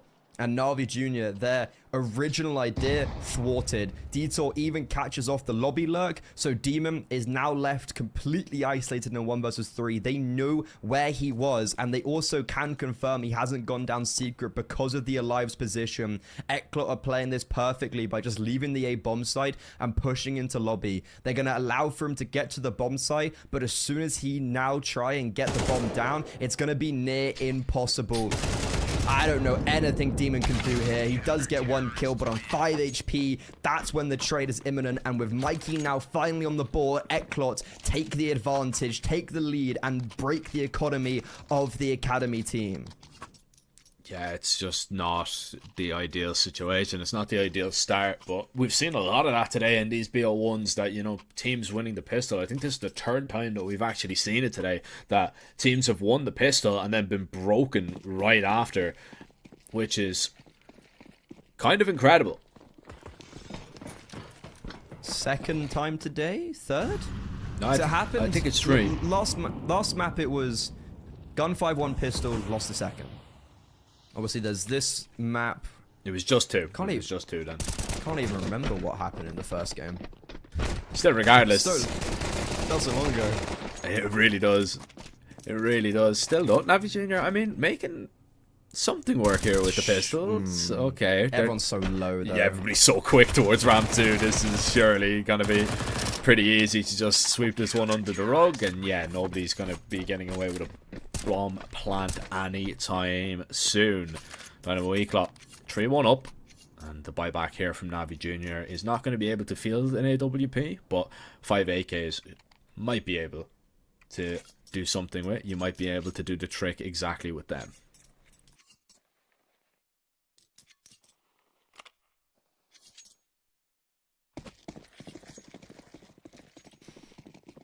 Okay, so Demons yet to get. Oh no, sorry. Dzoogs and Krabeni yet to get on the board. These two were lights out yesterday. So, feel like we're gonna have to start seeing something from them. Oh, this is fast from NAVI Jr. Trying to wrap outside, trying to pinch towards A, but their progression stopped. Dzoogs, that's his first kill, but a very quick trade means Dino and Eclot still dynamic with the lead. I do not know how NAVI Jr. try and react off this, because they had their early play. Now they have to go to plan B, because plan A has been as far from worked. Forzy's been spotted getting into secret. He does take a bit of damage from the HE, but just surviving right now is really important, and they're scared of a vent drop. This is very awkward for Eclot, because Forzy's stuck in 2 mines. Eclot have taken full control of lobby, but it looks like it's all going to be fine. MBQ snaps another head, and because of that lobby aggression, Detour's got onto Silo, and Cementary is completely by himself. He's going to get run down, and this is looking really strong so far. It really is, man. That's a really good round for Eclot, and they can be happy about it, because NAVI Jr. tried to test out their protocols towards top main, towards that A bomb site, and it was just instantly shut down. And you can see, yeah, Forzy was terrified that there was somebody down the vent because of the smoke that was thrown. But the thing was, once that molly goes in above him, he can just worry about that vent. You know, he can just worry about his behind. If they don't actually molly secret there in that situation, then it gets a little bit scary. He's relying on a teammate holding his cross. If he goes down, then it is a little bit of panic stations. And in all honesty, for NAVI Jr., it might already be getting a little bit terrifying for them. 4-1 down, nothing really has gone to plan whatsoever. You've got these Tech 9s, you're going to throw these outside smokes a little bit close. Forzy has been really good on the spam, and even if he is not successful, he's got a teammate already down. A team kill over towards ramp as the E-Live will collect a double, but it is down to just 2 players down secret. They don't have the bomb. They've got a minute and 15 to try and grab it. There's just no chance for NAVI Jr. in this one. Yeah, this feels like the first time we're properly seeing NAVI Jr. so far in this tournament on the back foot. They've always, in their 3 games they've played, pretty much just been in the lead the whole time, and the scorelines have been pretty convincing, and, well, the performance has been as you expect. Eclot, on the other side of things, this morning against 9 Pandas, where it felt like they had the game in the bag, they threw it away. So for NAVI Jr., it's how are they going to react now being on the back foot? But for Eclot, are they going to be able to maintain a lead that they couldn't this morning?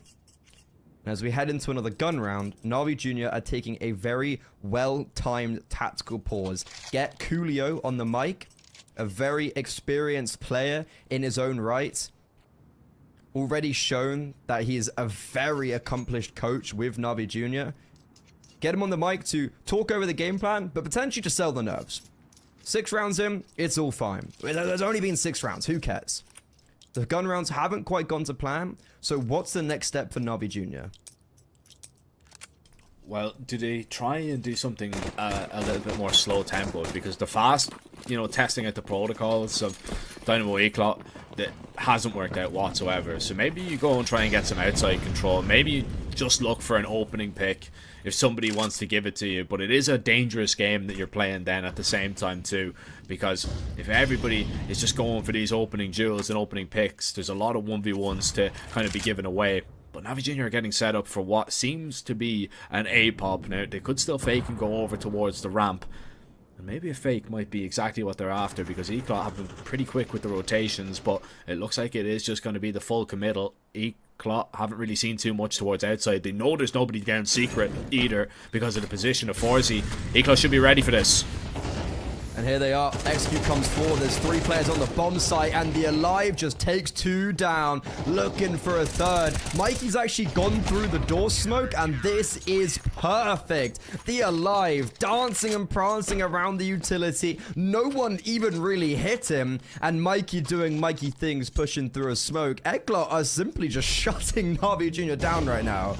And it's because of Forzy's position, saying, alright, there's nothing outside. I don't see anything at all. You know, you don't have to move a muscle. Get ready for an A play and a good defensive smoke on the bomb site too, to keep 2 players still alive, not going to be burning out in that Molotov. And NAVI Jr., that was the round that they took a pause for. They were thinking, alright, an A play with outside smoke fake is going to catch them off guard. Absolutely not, because of the positions that Eclot were able to gather. And now you're down to pistols once again.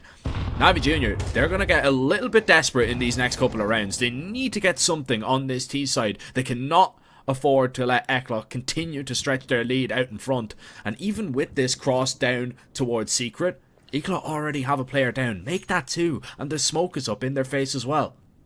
It's interesting to see Forzy not using a nade to also blow open that smoke.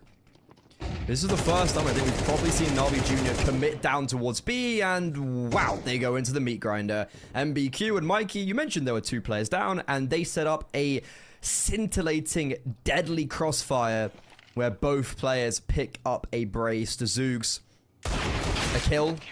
Damage, not even that. Back-to-back rounds, flawless for Eclot. 7-1 up. This is not the result I was anticipating. Not at all. And NAVI Jr. are going to call another tactical timeout. So back-to-back buy rounds, they're going to call a tactical timeout because they need something to go their way. And quite simply, the calls have been spectacular on the side of Eclot. For every round that NAVI Jr. have tried something different, Eclot seem to have a player in the right place. They seem to have all the information and everything is going to plan. And these are the type of games that you love to be in, especially as an in-game leader. You know, if everything just goes to plan and you're just making perfect reads, this game becomes incredibly easy. Of course, you still have to hit the shots. Luckily, you've got some absolute bangers in the server that are able to do that as well. And you know, you can see even the Elive, it's not just in his calling. You know, he's on 127 ADRs, 7 kills. You know, Jesus. You know, he is hitting absolutely everybody that he sees. But still, game plan so far from Eclot has been really good on this CT side. And Forzy wants to continue to get aggressive. They still want to play for early info. It's very alone. This scares me. I loved Forzy's positioning, and then I see no one's around him. He is going to have a player come in secret, and they're so lucky that NAVI Jr. aren't playing aggressive because he's able to just weave in around them. Now, look at the amount of utility they're dispersing to try and deal with him. Forzy's still alive, and because of that, Mikey's able to strike, but both do fall, only picking up a kill apiece. Unfortunately, though, the Zoogs lurk once again unsuccessful. Yesterday, he was a menace. Today, he's in demise, and Demon, his back showing. It's another gun round, falling to tatters. 2 tactical pauses, 2 gun rounds, and both falling very uncompetitively. Eclot are 8-1 up, and the Alive in the last 2 gun rounds has found 6 kills. The IGL on 6 kills in the last 2 gun rounds. I mean, look at the stance that Eclot are taking as well there. Like, they have so many players towards outside, even when NAVI Jr. have already killed 2. You still have the Elive there. You still have the lurk up secret, even if that wasn't enough. NAVI Jr., I mean, they just look absolutely shell-shocked with what is going on right now. And I would be too, because every time, even if you pick off one of the players, there's more. They just keep spawning in. Like a mystery box. It's like how NAVI play, but the main team, and it's like how Eclot are playing. Okay, Hero AK round. On mixed Hero AK round, Cementary and Demon both have an AK. And to be fair, they actually have an opening kill. It's one of the first times where I'm actually looking at this round and thinking, whew, possible. But look at the HP. The spams through the smokes have dropped a lot of people quite low. The Alive and Mikey, 45 and 29 HP, but Krabeni, Demon, Cementary, all worse for wears.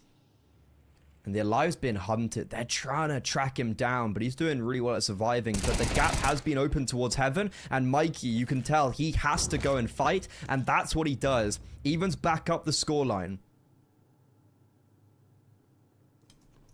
And now we just wait, Jack. 50 seconds.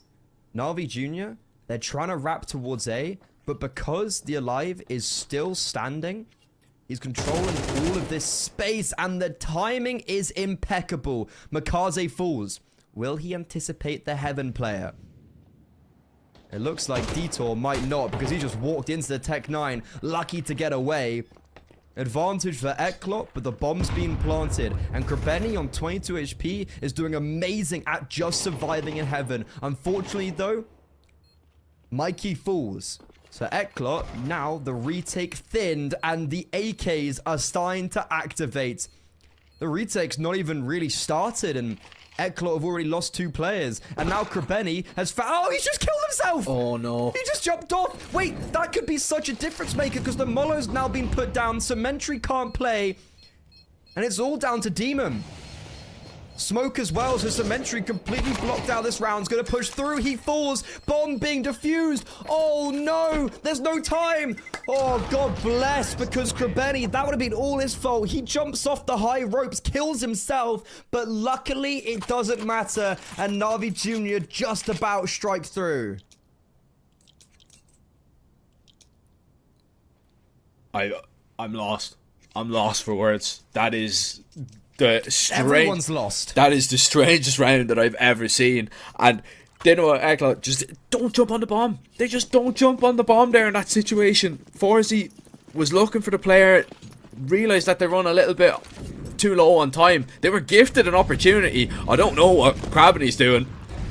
Absolutely no clue. Forgot about how low he was. Just didn't think he was going to take fall damage. Thought he was invincible. One of the above. I'm not sure though. And now...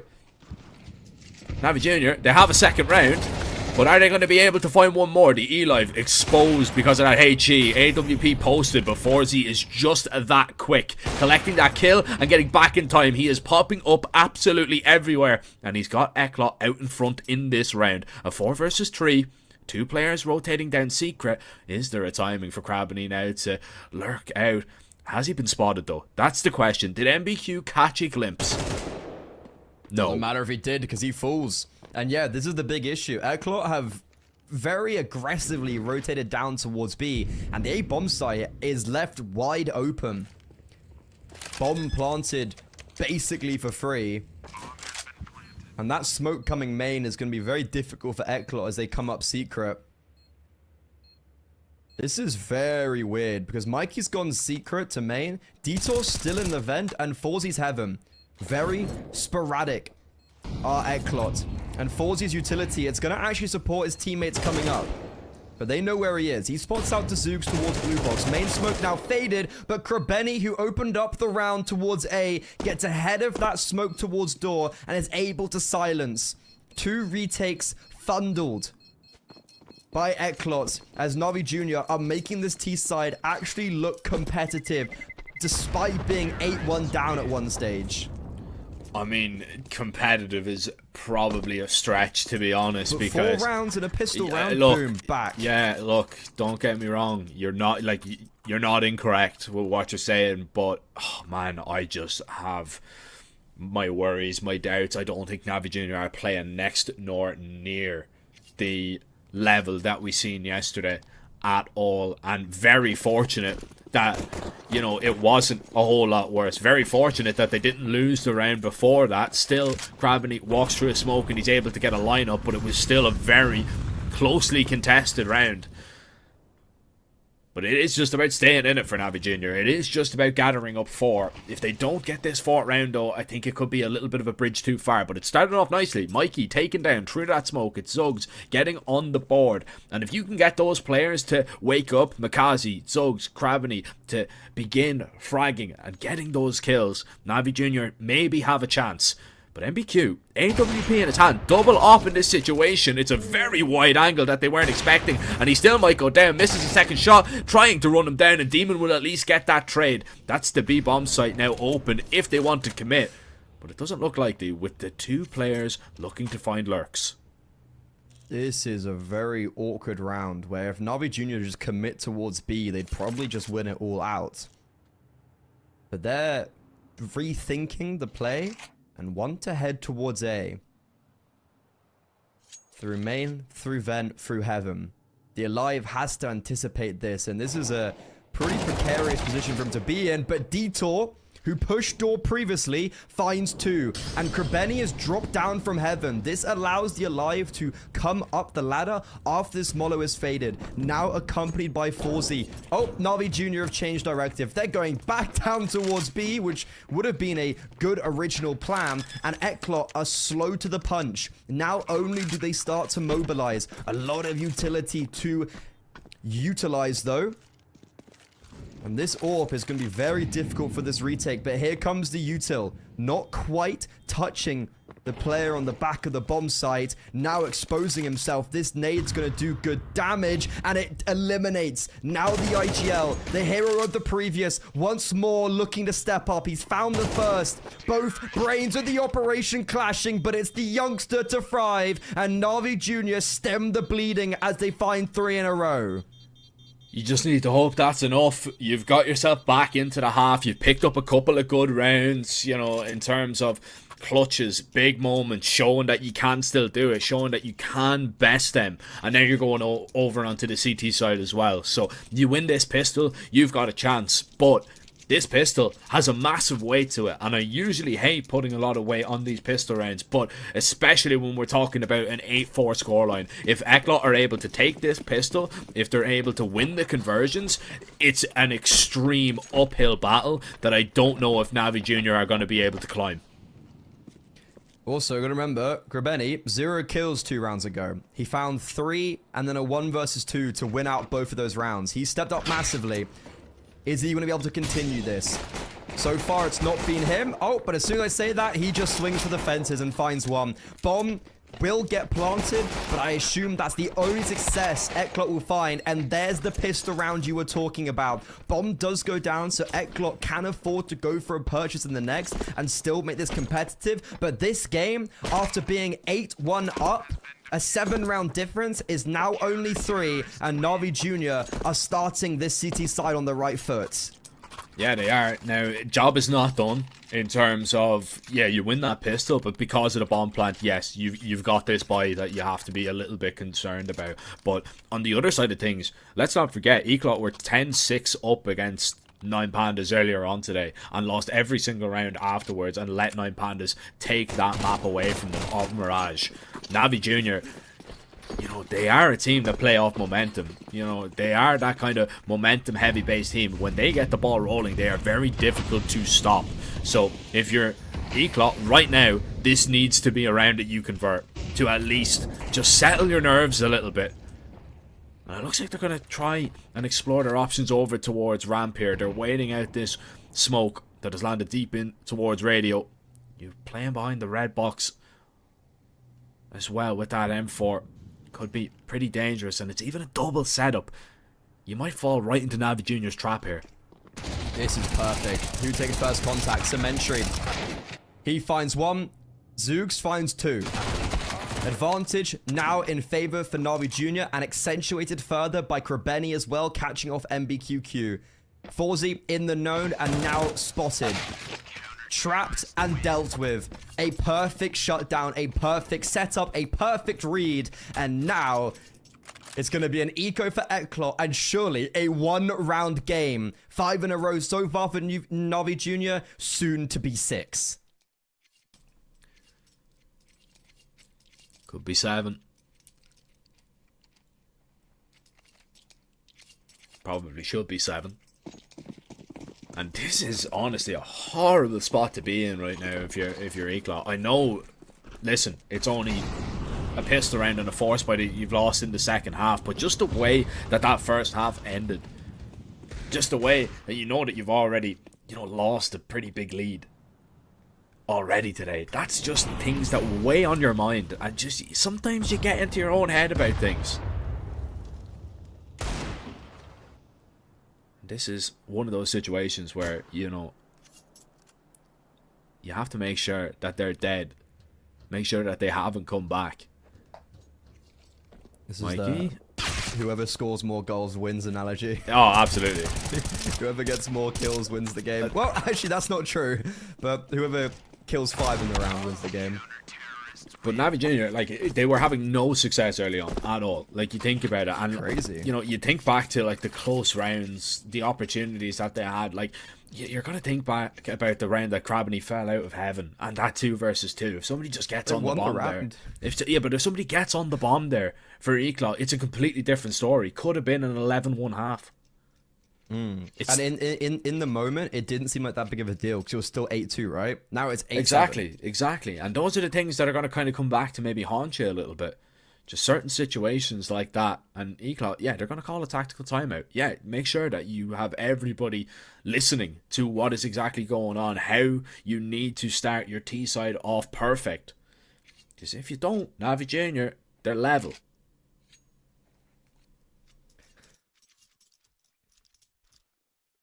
We were talking, or I brought up, I think 6 rounds in, how Eclot had the lead against 9 Pandas this morning and squandered it.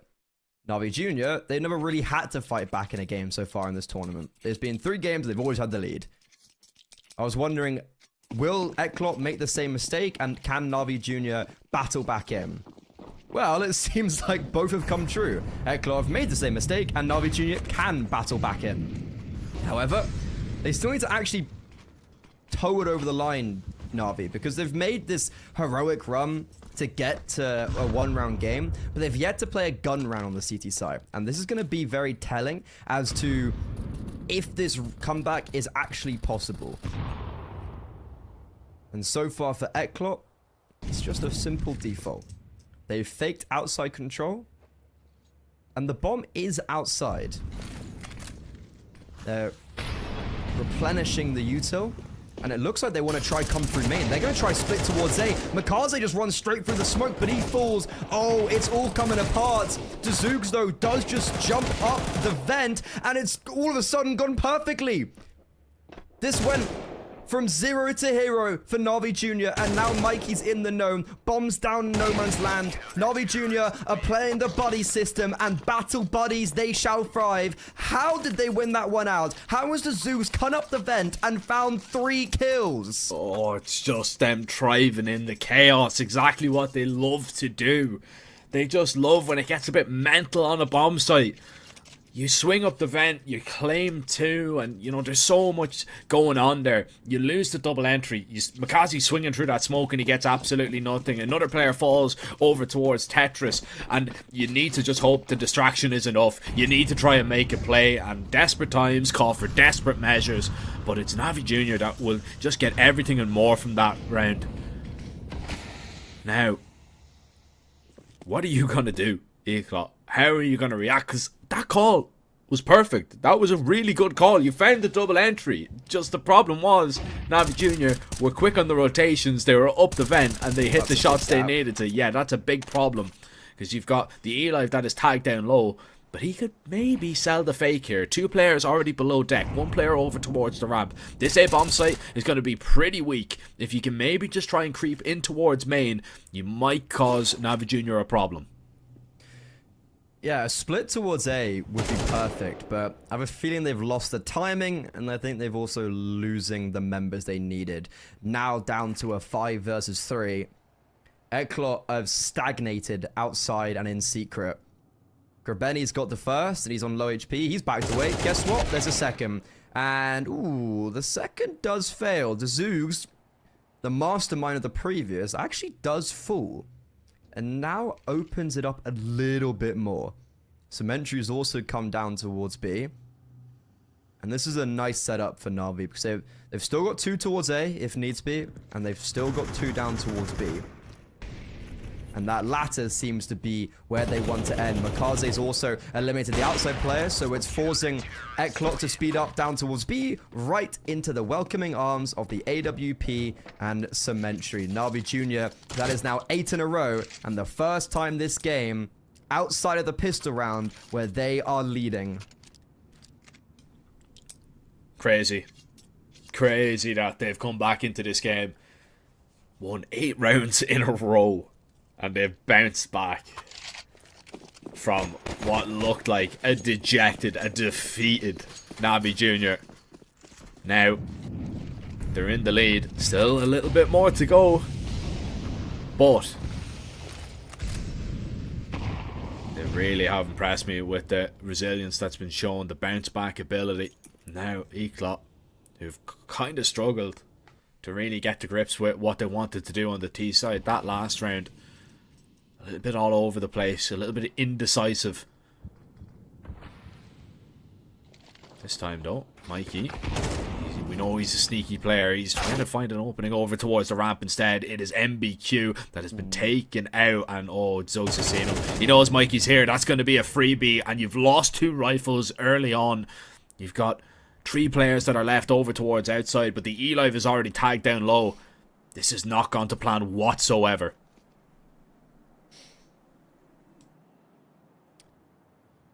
ENCE made a similar comeback against Spirit Academy in Group B. They were, I think, a 4-11 down yesterday, and they won in overtime. This is feeling a little bit similar, but even more egregious somehow. It's about to be 9 in a row, because Mikaze, oh, he's just thread the needle perfectly. He knows exactly where they are. They aren't looking at him. Bomb dropped, but he doesn't anticipate the second. Okay, a silver lining for Eclot. At least they trade out, but these trades are always going to favor NAVI because, well, it's a 4 versus 2. And with 20 seconds left, that's going to actually be a save. They try to go towards heaven, and because they lose 1 player, they're going to call it quits. Forzy saving an AWP, Detour and AK. 9 in a row for NAVI Jr. as they hit double digits. Yet to lose a round on the CT side, and Eclot do not seem to have an answer for them. Krebeni on round 10 had 0 kills. Now heading into round 19, he's on 12. That is a serious comeback and turnaround from the IGL. It's the same on a lot of the players as well. You know, Mikaze and Zugs were having a terrible game. They were both sitting around 4 kills at the exact same time. You know, they really just didn't have anything going their way whatsoever. And now they've stepped up. They started hitting the shots, and Eclot calling another timeout. They are terrified about what is going to happen because, look, they've gone stale. They haven't picked up a round in 9 rounds. And if they're not careful, this could actually cost them this map. This could cost them, you know, the chance at going 3-1 in the group stage. Freddie, they started 2-0, and after 2 games, they could go into the 2-2. They might not make top 3. It's also 2-0 going second day, and both of these games, they had a pretty dominant lead, and it looked like they were going to close it out, and we were like, whoa, Eclot are playing really well. It's really good to see that they've continued this form and dark horse mentality coming into this tournament. Never mind. And while they did say that they struggle to play against teams like Gun 5, how about NAVI Jr.? 10-8. Saved AK and saved AWP will facilitate a purchase, but every other player has bought up to a Galil, and utility is also lacking. After the original util used, it's a smoke, it's a mollo, it's another smoke, and 3 flashbangs. That is not much at 1:35. And it looks like they're trying to fake out outside utility, which unfortunately, I don't know if it's going to really cause any reactions because NAVI Jr. don't seem to be budging a muscle, and Cementry's even gone over to ramp to do a bait and switch alongside Zoogs, and that's where Eclot, I think, are wanting to head, but a smoke to impede their aggression is going to have to force them to reevaluate where they want to go, and that reevaluation is going to force the bomb outside because MBQ has got the only ounce of control, and that's towards Secret. 50 seconds left. 1 singular smoke. They can't actually smoke outside. They're just going to have to fight and hope Forzy can win a duel at range because Cementry's now come back from ramp to post outside. Oh, he's giving it up though. The timing. Yeah, the timing's ridiculous there, so they're going to be able to cross down safely because Eclot have left it so late. You don't hear any smokes. Like, this is crazy that you are crossing down Secret without any smokes this late in the round, and still, honestly, Eclot could win this. Now you're kind of realizing, okay, let's just have every base covered. Zuggs is going to be down close by 13 seconds left on the clock, and you can't stop the bomb from crossing, but you will be able to pick up one, and he's just going to try and run him down. He gets him off, and nobody covering. The swing comes in, and that's it. That's the round done and dusted. Eclot falls short once again, and Forzy, surely he's going to go down here. He finds 2 kills, but it's not going to be enough. No money in the Opper's back pocket, and why was nobody looking at the planter? Why was nobody covering their teammate? Eclot have fallen apart once again.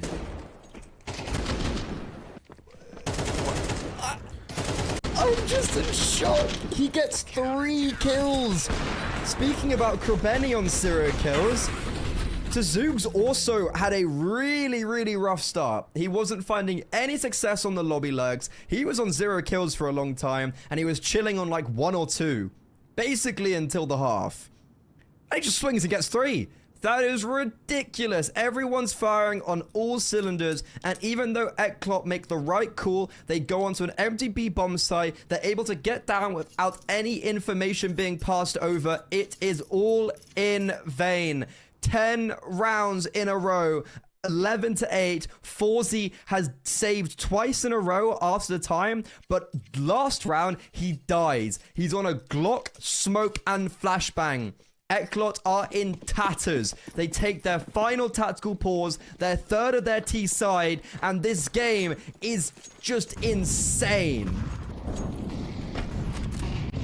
It's absolutely ridiculous, and this is a little bit quicker now. I believe they're going to try and just go into a ramp play, and even after that smoke comes down, they might just try and pop on through it. Problem is, you've kind of given it up a little bit, Nate, towards the ramp. Makazi knows what's happening now. Flash, though, is actually going to blind the E-Live. Yeah, really good trade. Just keeps you in the round here, but still, Zuggs on the ramp is just going to peek his head up and fight. And now with that advantage, he backs away. You still have the information, and you're still hearing the steps all around ramp. Navi Jr. can react off this. They can get players into position, and Eclot still with not really that much control at all.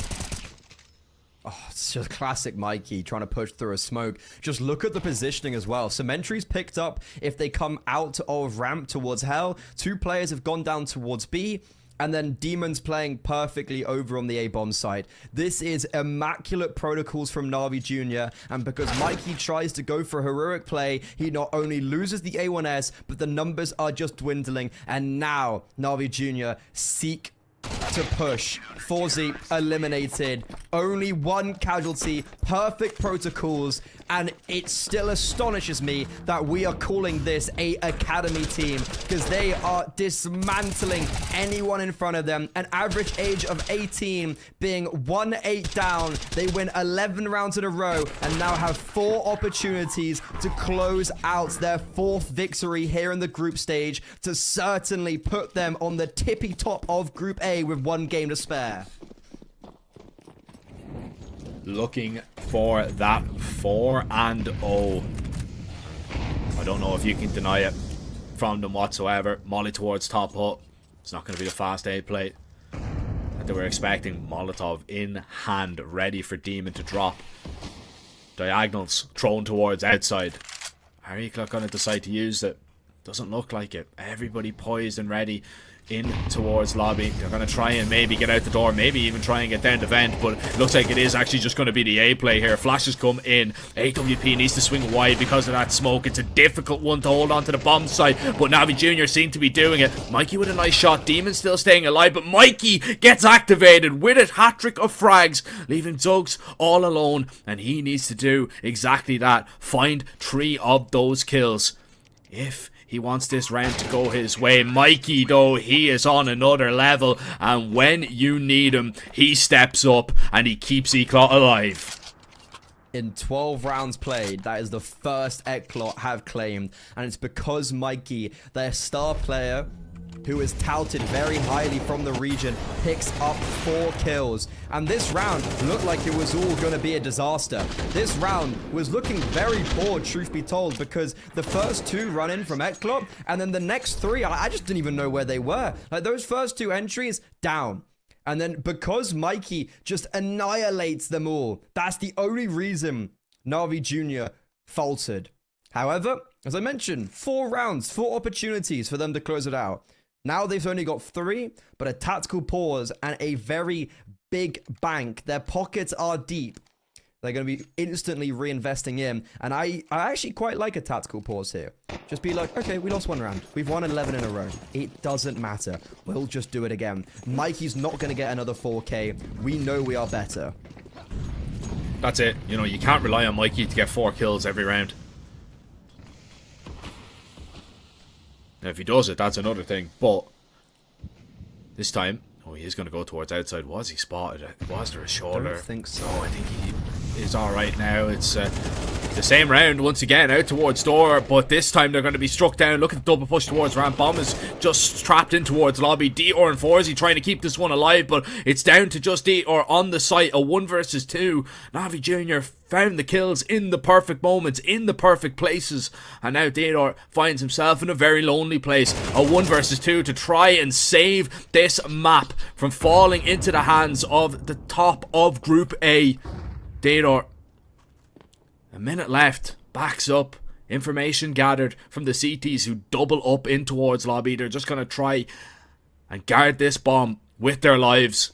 And Dior, he needs to be instant on these kills. Such a difficult clutch to win, but when he gets the first, he might have a chance. But Demon catches him on the fallback as Eclot once again mentally boomed, cannot close out the game. Navi Jr. with the comeback of the day. Can Navi come back? Yes, they can. Is a lead safe for Eclot? No, it isn't. 2 games in a row within 3 hours. Eclot had a lead and they have squandered it. 11 in a row for Navi Jr. And then they only lose 1 until they find victory. 4-0 in Group A. They certainly now have topped it. Insane, immaculate from the youngsters. The mental fortitude to hold strong, take each round at a time. That was magnificent. It took a while, but everyone came alive. And wow, that was masterful to watch. That was insanity. Look at that streak. 11 in a row, and a lot of those rounds, they were barely even tested. My God. I mean, man, that is one of the most incredible games that you were going to see all day. And we knew that this one was going to have some fireworks in it. We knew that this one was going to be just such an important game in terms of the storylines and in terms of just Group A in general. But I don't think anybody was expecting that. I don't think anybody was expecting Dynamo Eclot to come out and blow Navi Jr. out of the water in those opening couple of rounds, 8-1 up, and then for Navi Jr. to bounce back like that is absolutely insane. And well, I believe we do have the man of the hour. We've got him again. We've got Craveny joining us, the IGL of Navi Jr. We had a lot of chances to talk to you yesterday, Craveny. Welcome back once again. Just first off, talk us through that one, because that's a crazy comeback. In that first half, did you guys feel like you were down and out, or did you always feel like you had a chance to come back into it? I mean, when we were losing every round, we were trying our rounds that we have, like how we play usually. It was nothing working. Then we speak with Kudio in tactical time, and we say that let's just play stupid, like we just push them, let's play pretty aggressive on outside. Then we managed to win at least 4 rounds on T, and then on CT we knew that we have really good chances because we have good setups and everything. We have good on CT, so yeah, it was expected when we managed to win 4 on T set. Oh wow, so as soon as you won 4 rounds, you were like, yeah, okay, yeah, this CT side, we've got it. That's, whoa, okay, that's very impressive. And for you individually, I don't think you got a kill for the first 10 rounds, and then yeah, it was 0-10. Yeah, and then you had a 3K, and then you had a 1 versus 2. What was it like for you individually to go from 0-10 to then winning 2 rounds single-handedly? I don't know. I wasn't focused in my kills, to be honest. I was 0-10, but I was not like my confidence was not down still. But when I killed myself from heaven, when I jumped on, yeah, it was a bit. But yeah, I trust in team, and we managed to do good comeback. I mean, look, you died falling from heaven, but at least you didn't lose the round. That's the It was thing. so close. Yeah, it was very close, but you know what? It's fine. You saved yourself from a little bit of embarrassment. You know, look, obviously you guys are playing well. You guys are 4-0. You know, you said that you wanted to come out and win this group. You're treating this like this is your major. So, you know, coming up for that last game of the day, do you guys think that, you know, because of the way that you have been performing, you guys can really go and win it all? Yes, I think we have beaten already the teams that were in paper the best. But yeah, I think we can win it all, I think. Like, we can go 5-0. Nice. And I think my final question for you is, do you feel like teams still undervalue you and don't realize like how good you guys are? Because we have these interviews that play from other teams and like no one's really been mentioning you guys. I think people were like, oh, NAVI Junior might get third, but you've come in and just destroyed everyone. Do you feel like people don't really value your team as much as they should? Maybe yes, some teams, maybe because they say, oh, it's academy, you know, they maybe joke with us or something, but like the coach, you know, Julio worked hard, he bring a lot of good things, and that's why we have a like good winning. So if they underestimate us, we don't care, we fuck them. Can't argue with that at all. Look, Gravity, thank you for joining us once again. Hopefully we'll get to speak to you again today, but 4-0 in the group stage, congratulations, and best of luck with your final game. Thank you, see ya. Thank you, see you later. I mean, you can't can't get argue anyone with that. else. No one else came. It was Yeah, still no. him. I mean, I enjoy our little conversations with him. You know, I kind of want it to be him. Like after his comeback, I was like, you know what? I actually want to talk to him again.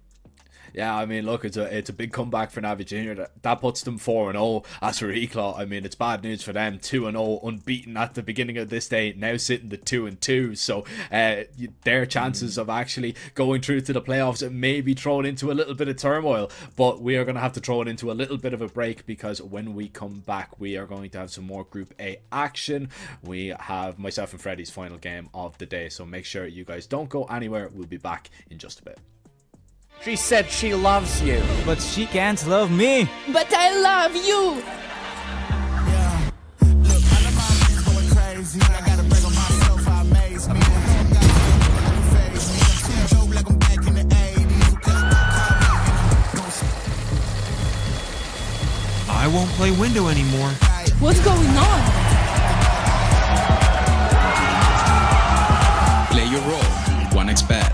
On to the next one. YaLLa Compass 2025 season. If anyone peeks through, they're both dead. They're both dead in the smoke! Bomb drops, coughed up behind it at the edge of... Away with a kill, but quick trade back from Ariel. Still through the YaLLa Compass 2024 champions! YaLLa, let's go!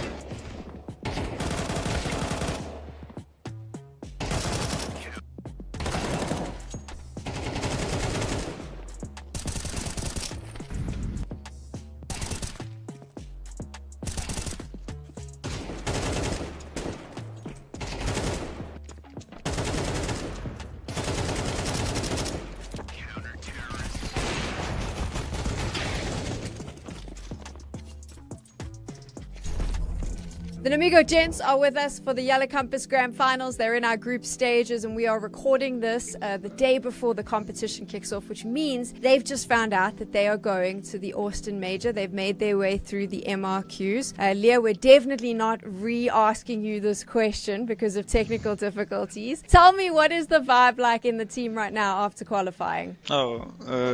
It's so good vibes because qualify for the major, it's a good result for every team and everyone wants to play as a major. First minutes that was so nervous, shaking hands, so loud shouting and something like that, but now we are calmed down and we are ready to celebrate in real life and prepare for YaLLa. Hunter, you're all together there boot camping, so you've all got to be together. Is there big celebrations planned today, or are we going straight into strat sessions to plan for YaLLa? Today I guess we will go just to restaurant and sit together, but tomorrow we'll have like 3 games in a row, so we need to be focused on it because it's important to competition as well.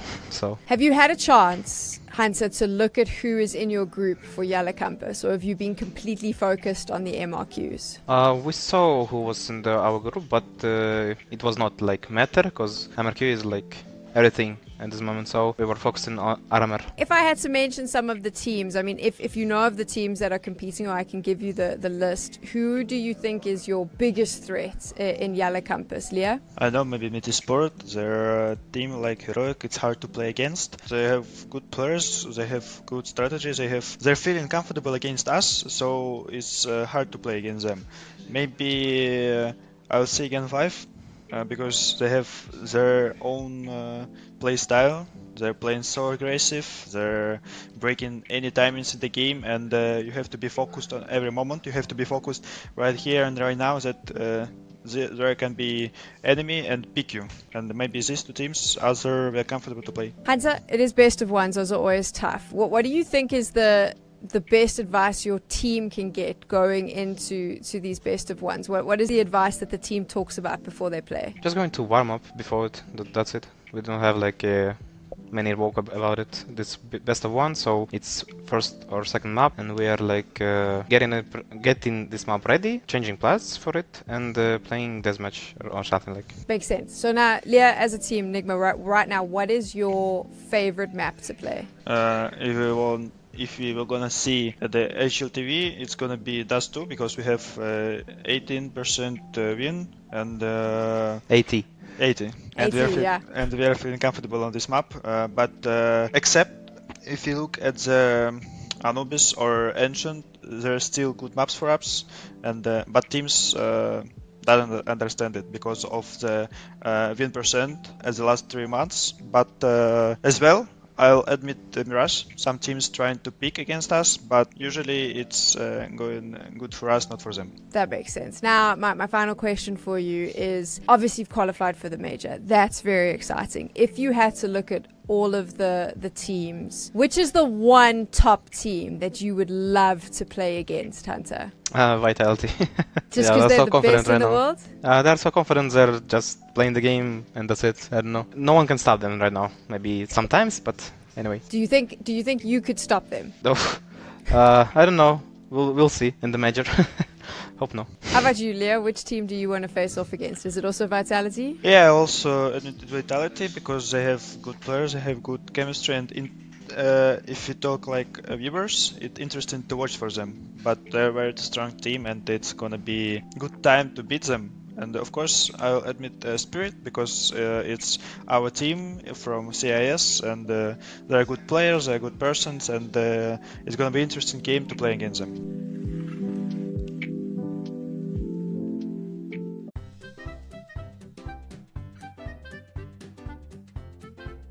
It's a game called Counter-Strike Scrabble.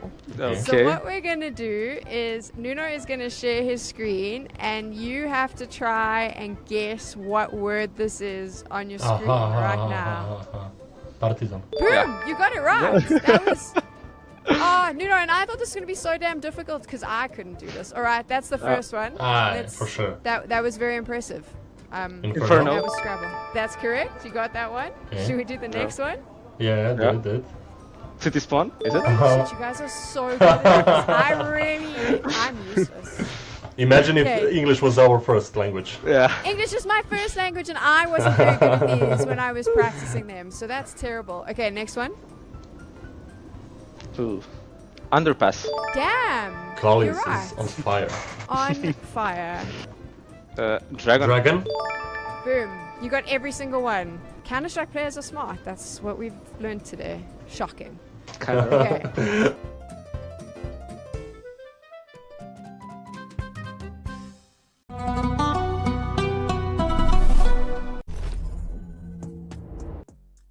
That was an insane comeback from NAVI Jr., but we have to now change our attention to our next best of one. We have two struggling teams, NEMIGA versus PARTIZAN. NEMIGA yet to pick up a win in the group stage. PARTIZAN started the day winless, but they already have at least been delivered their first against Gun 5. Jack, what are we thinking heading into our final best of one of the day? Look, I don't want to be that guy, and I know PARTIZAN did very well to find their first win, right? But NEMIGA, it doesn't matter if they're 0-3, man. These guys are so tough. And we seen it yesterday, you know, when they played against NAVI Jr. on Mirage. There was some incredible moments from the likes of Xanter, from the likes of Sway. You know, you had Khan popping up with some very important pieces as well. And this is just a team that, you know, even though they might look down and out, you just cannot, you know, take them as a team that are 0-3. These guys can just bounce back and finish 2-3, to be honest, and win very convincing. I think this is going to be a really tough matchup for PARTIZAN, and you know, I'm excited to see, you know, how NEMIGA actually kind of approach this one, because you know they know that they're dead last. You know, they're 0-3. They know that they need to win these last two games, and even at that, it might not be enough for them to go through to the playoffs. So it'll be interesting to see what way they kind of approach this one. But regardless, NEMIGA, a team I always love watching because they're exciting.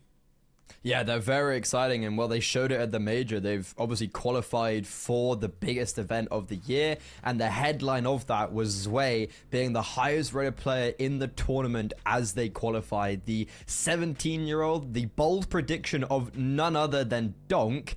There's a reason why he's the bold prediction, and he performed at the highest level. But coming to this tournament, he has still done okay, but we did see yesterday glimpses of, I don't know, it wasn't the Zway that we know and love. And alongside Xanter, they were the only two that were really giving anything to cheer about. Lear had his moments, but the likes of Khan were just nowhere to be seen.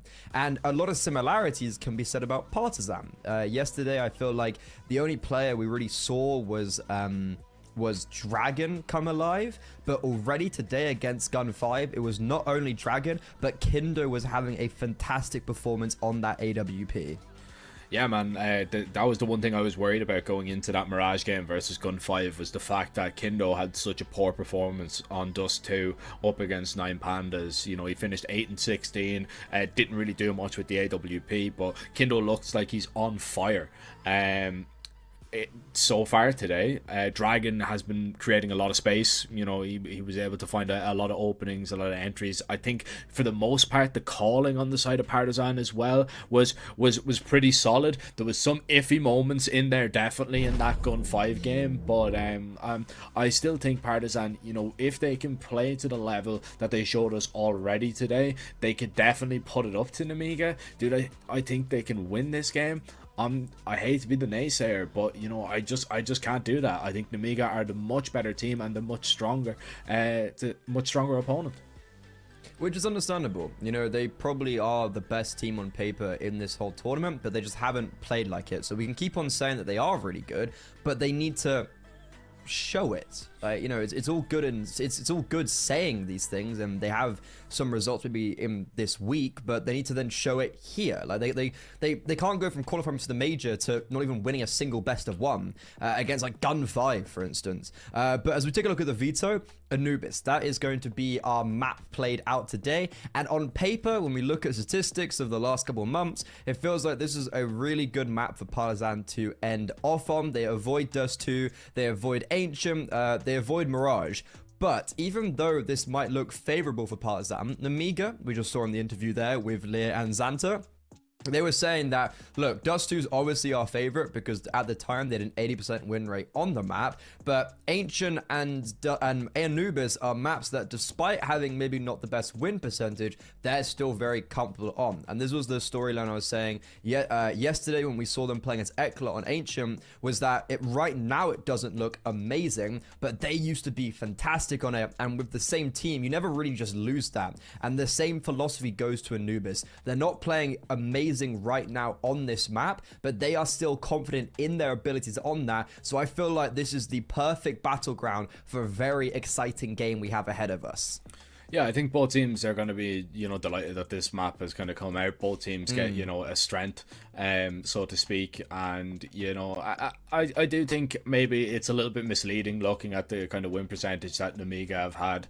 Sure. You know, they are a very, very strong team on this map, and you cannot underestimate them. But if I'm looking at Partizan and I'm looking at the whole picture, I'm thinking, all right, we've played NEMIGA before in a best of 3. We won one map. It was Anubis, and it was pretty convincing as well. We beat them 13-7. So, you know, if I'm going into this game, into this best of 1, knowing that I've already gotten the better of this team that are 0-3, that are quite clearly not playing their best Counter-Strike, I'm pretty happy with that.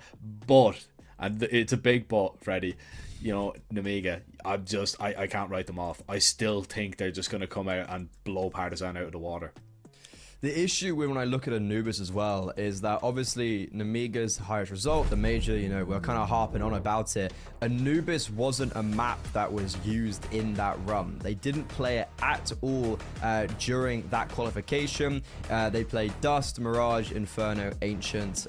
They won one on Mirage, won one on Dust, lost one on each as well, and then were flawless on Inferno and Ancient. So we take a look at the maps that they used to get them to the eternal glory of the Austin Major. It wasn't Anubis, and in their last kind of month or so, it hasn't been looking fantastic. The only wins they've been able to get is against Mindfreak. I don't even know. I couldn't tell you a single player on that roster.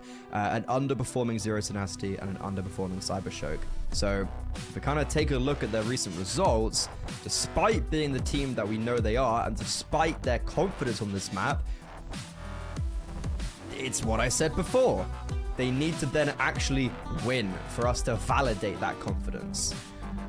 Yeah, I mean, the storyline goes as this is a game of survival right now. Whoever wins this will not be guaranteed survival, but will actually still be in with a chance to play around. And that is more so, you know, on the Partizan side, who are already sitting at 1-2.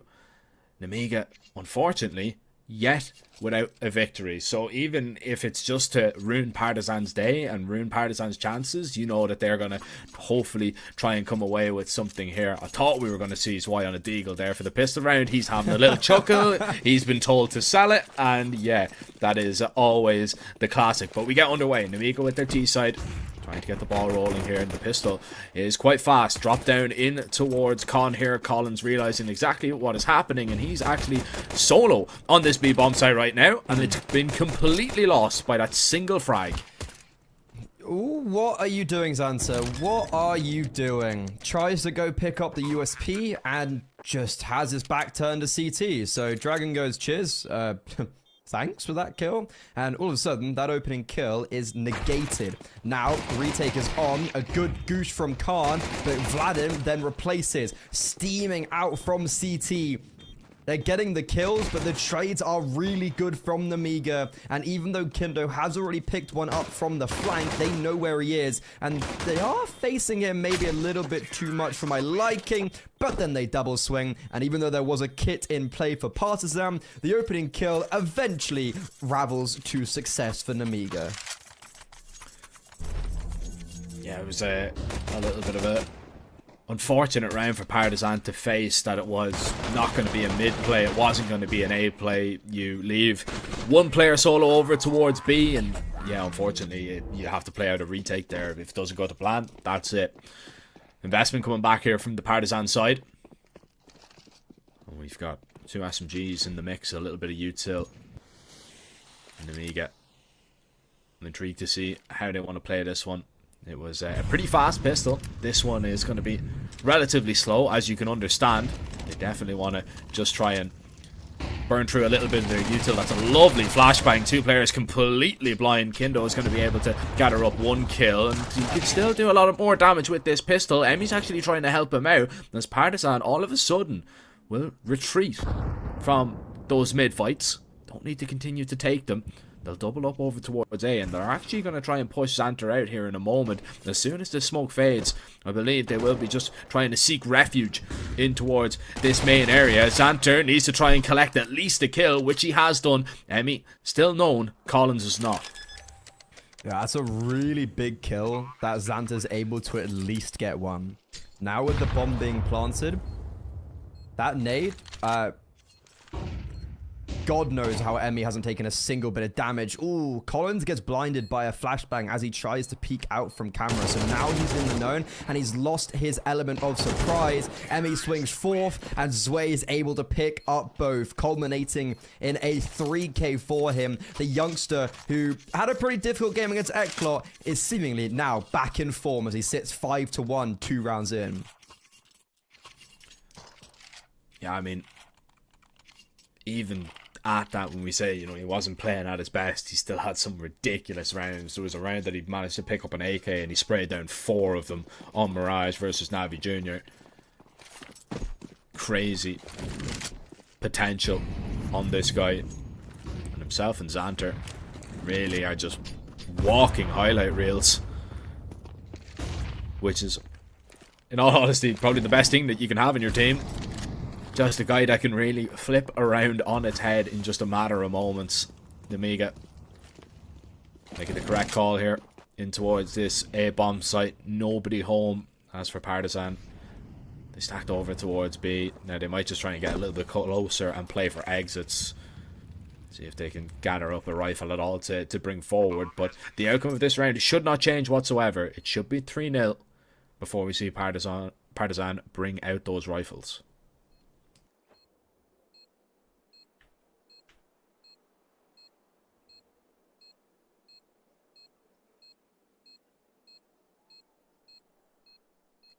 Any kills, I suppose? I think Partisan are hoping that someone exits towards A main, but it looks like the only player to do so would have been Xanter, and he's actually going to evade. No kills for Partisan. I like the idea. It's a really nice idea from the CT side. Unfortunately, they don't get anything for their troubles. They also didn't have any armor, so anyone being saved with these pistols actually doesn't really matter. But what I suppose is a good thing is that NEMIGA don't get gifted any kills for economy purposes, right? Like if Khan's Mac 10 had picked up a couple kills, that would have been really influential to get him onto the AWP potentially, but that is not going to be the case. Now, speaking about AWP, Kindo's got his out in the first gun round. This is very similar to their performance on Mirage.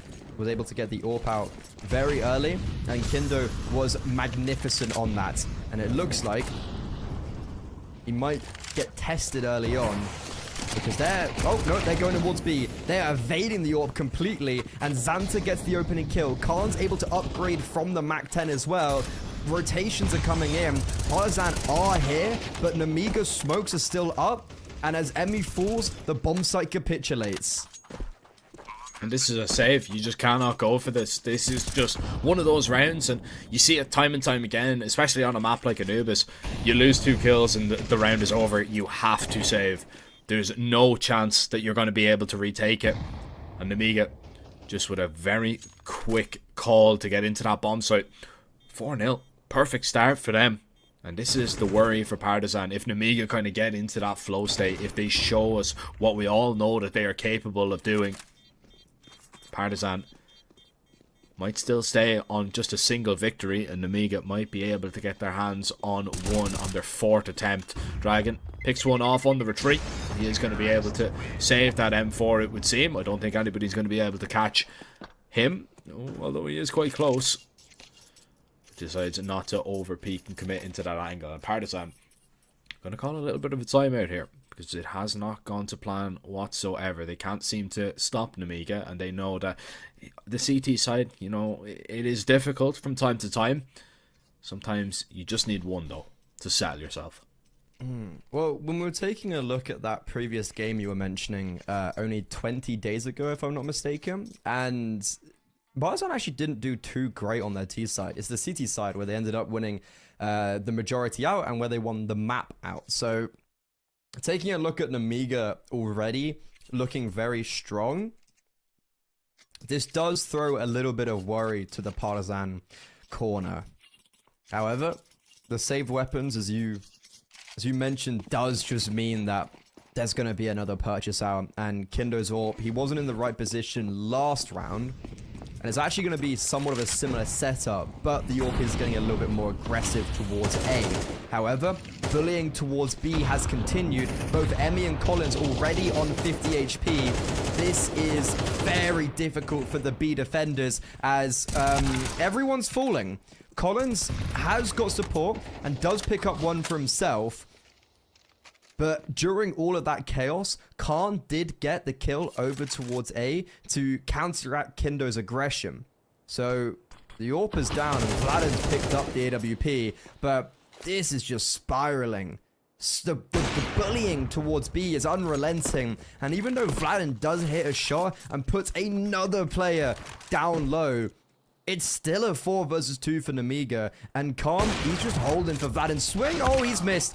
Oh, okay, now it's scary because Khan was the only high HP player. The 3 versus 2, still the advantage for NEMIGA when it comes to bodies alive, but HP firmly in favor of the Serbians.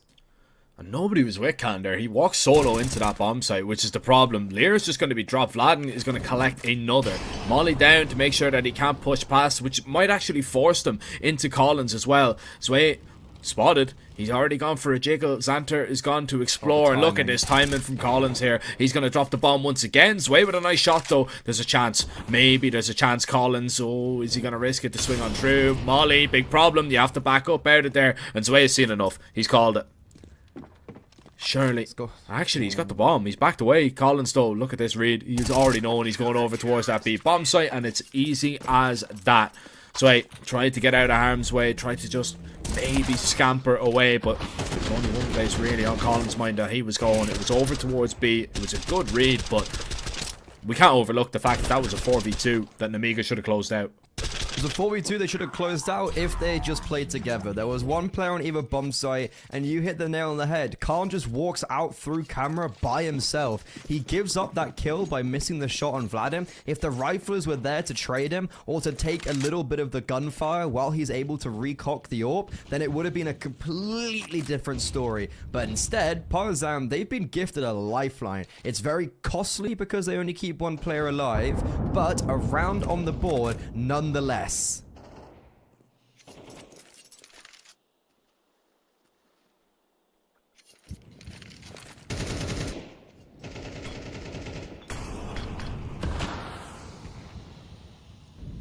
That smoke.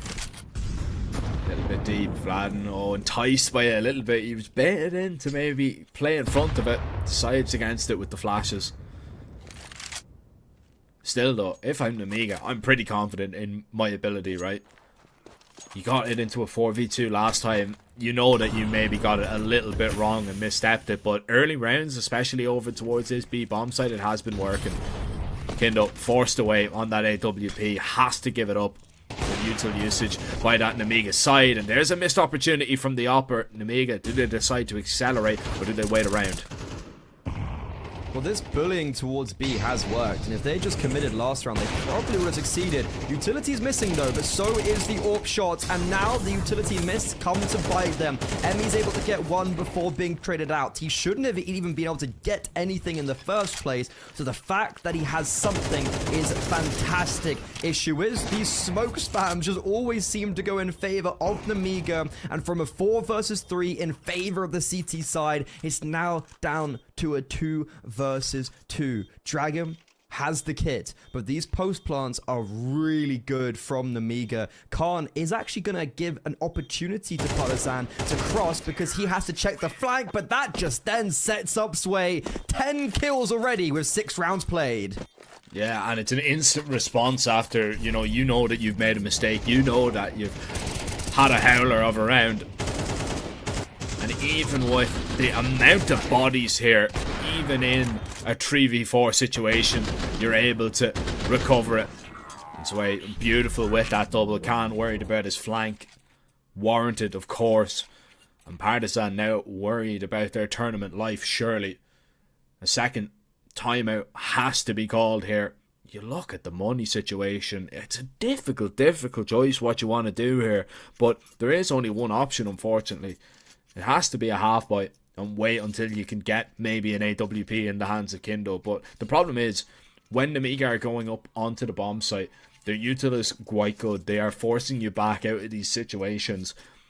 And they're just executing on you. There's nothing you can do to stop it.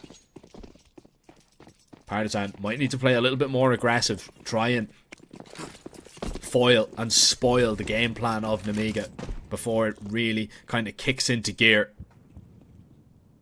But it is still such a difficult ask. I think it already has kicked into gear, to be honest, Jack. I think that one round they won was their opportunity. But because they can't continue the success and because they only had one alive in that round, I just feel like it's all been lost.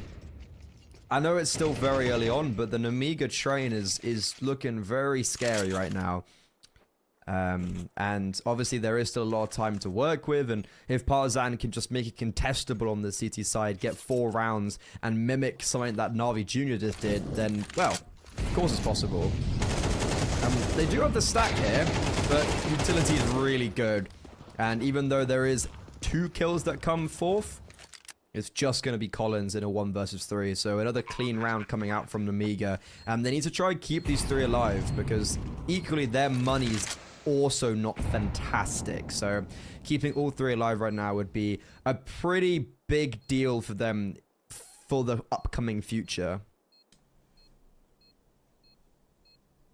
Yeah, especially if things begin to go south.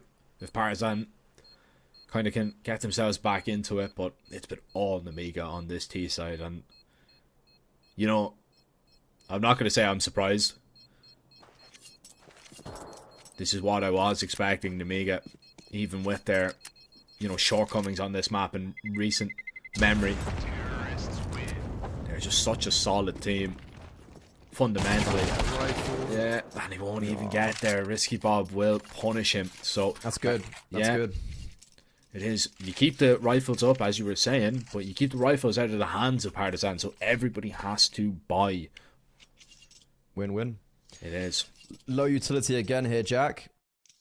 Sure, you've got Emmy on full. Collins is missing nothing since it's been passed around, so the B bomb site has good utility. Everywhere else is lacking, and Partizan are actually going to change up their prerogative. You've got Kindo coming over towards B. He hasn't started here with the AWP before, and it's going to catch Khan off guard. That is a massive opening kill. You cannot understate how important that is. And Dragon's also got full control of water. Does he choose to hang around? Because this is a very difficult position to be in, especially on 36 HP. So he's going to try and get out, and Risky Bob is not going to quite have the timing to do anything about that. So Partizan, after taking that early control, have an opening kill and force NEMIGA to try and retake. And, well, speaking about control, Emmy's holding hands with Zway in a smoke, and Emmy's just heard Zway being tagged and is hearing him shoot. There's no way the 17-year-old expects this, and the IGL enhances their advantage. Vladin goes for 1 before Trey. This now should set up Dragon. They might not expect him on the back of this bomb site, and they won't. Bomb being planted right in front of him. Denied. Now just playing ring around the rosies, and Dragon will save Kindo's life. It's actually really important Kindo survives there, because he had 2 HP. Only 1 player falls. That is a massive round for Partizan. It's huge. It's huge. You know, that just keeps them somewhat in contention of this game. And it's crazy to say that at a 6-2 scoreline. But unfortunately, they need to be greedy here. They need more. They need more rounds, and they need to try and set up these opening picks, these opening fights. And I think that's what they're going to try and do. Is we've seen Kindo start over towards B. This time I think he might go for a little bit of an aggressive peek here, and you can see the stance that he's taken, waiting to see if they're going to try and walk their way in towards B.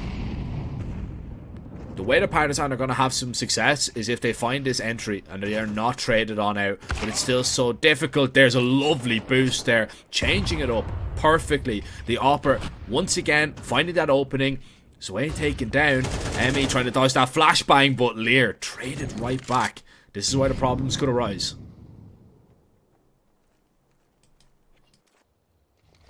Partizan have a mass exodus away from that B bomb site. And they're trying to retake mid. We haven't really seen them go for a stance like this before. But Khan's ready. He's holding. Does he continue to hold? Yes, and he'll be rewarded for his patience. Now it's the advantage for NEMIGA, and they can just rest on their laurels. 50 seconds left. Currently poised to counteract any aggression. And from this position, they just need to group up. Need to do it quite quick as well, though, right? Yeah. 35 seconds, there's not a lot of time. Need to get the bomb, need to make up your mind. So if you're going to try and sell a fake into a bomb site, perfect. And that's exactly what happens. The fake has been sold, Lear tries to get away, and Collins finds that kill. Sees nothing else. It's completely clear right now. You know it is going to be A, but you still have a decision to make here. Do you want to go for this, or do you want to actually save? And I think at 6-2, the decision is you are going to have to go for this. Got a kit on Vladin. They've taken a long time to get here, to be honest. They didn't instantly start moving. And they've also split up a little bit. Kindo's got the AWP towards CT. And, ooh, Collins is being tagged by the AWP. That could just be it. It's definitely going to be it now, because Xanta just drives Kindo away. A weird one for Partizan. Because I feel like they make the right decision. They go for the gamble stack where you kind of have to in the 3 versus 4 in Anubis. They then catch off Lear, who was over towards B. But, what was this way? They catch a player off towards B. But then they just don't really move quickly enough, it felt like. So NEMIGA end up going to 7, keeping 3 alive. Partizan still do at least bring 2 AKs over. Kindo can replenish his AWP. And the other 2 can drop a Dragon and Emmy. So, it's not awful. Could be worse. Yeah, it definitely could be. And yeah, you can understand there why they were so slow about that, because they do have a kit. They don't want to be caught out by a mid lurk, and that's what the 2 players that were going over towards mid were doing. They were just making sure that that mid player didn't exist. Problem is, Kindo falls asleep on the angle, and the Mac-10 just walks on him, kills him, and that's your retake done and dusted. That you lose a prong of that retake, so it makes it incredibly more difficult to do, just as 2. And NEMIGA, they're going to say, you know, happy days, 7-2. We stopped Partizan from, you know, picking up another round. We know this CT side is hard. We know this is where Partizan got the better of us last time out. This time, nothing of the likes. It is not the same. We do have a little bit of a time out right now that maybe could help Partizan just kind of settle the nerves a little bit, because when NEMIGA, you know, they get it going, they are very difficult to stop, but tech pauses can always just change the momentum and change the dynamic of a game completely.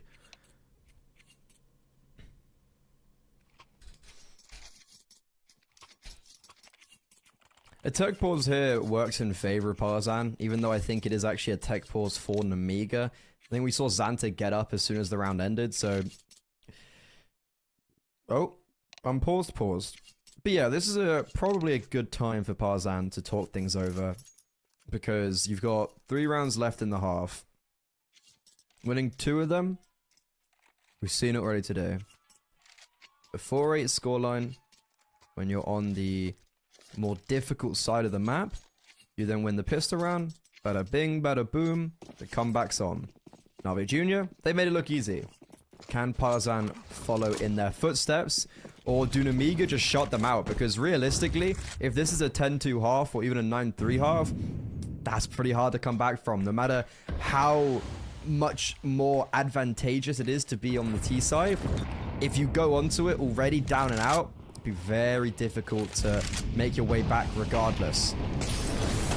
Ooh, this is aggressive. What a barn buster of a shot from Vladin. Now that is how you get an opening kill. And that's Partizan right now, just taking risks, right? You know they know that they need to have the openings. They know that they need to get aggressive, and it can't always be Kindo with that AWP popping up here and there with a kill. And it's actually Dragon to go down over towards mid. But Vladen in the meantime has got another. NEMIGA are cut down to just 3 players. Vladen just keeping his eyes on that smoke, making sure that nobody is going to lurk through. Not on his watch. Yeah, it was very risky from Mr. Bob. Not sure if that was really the play that I think was necessary in this moment, because it just furthers the advantage for Partizan. Oh, that's a big miss shot though. Kindo now leaves Vladen completely isolated, and he shall be hunted down. Emmy forced ahead of the Molotov into the welcoming arms of Zwei. This guy can do it all. He can clutch, he can do entries, he can AWP for God's sake. Khan, move out the side, because I think Zwei's got more AWP kills than you this game in this round.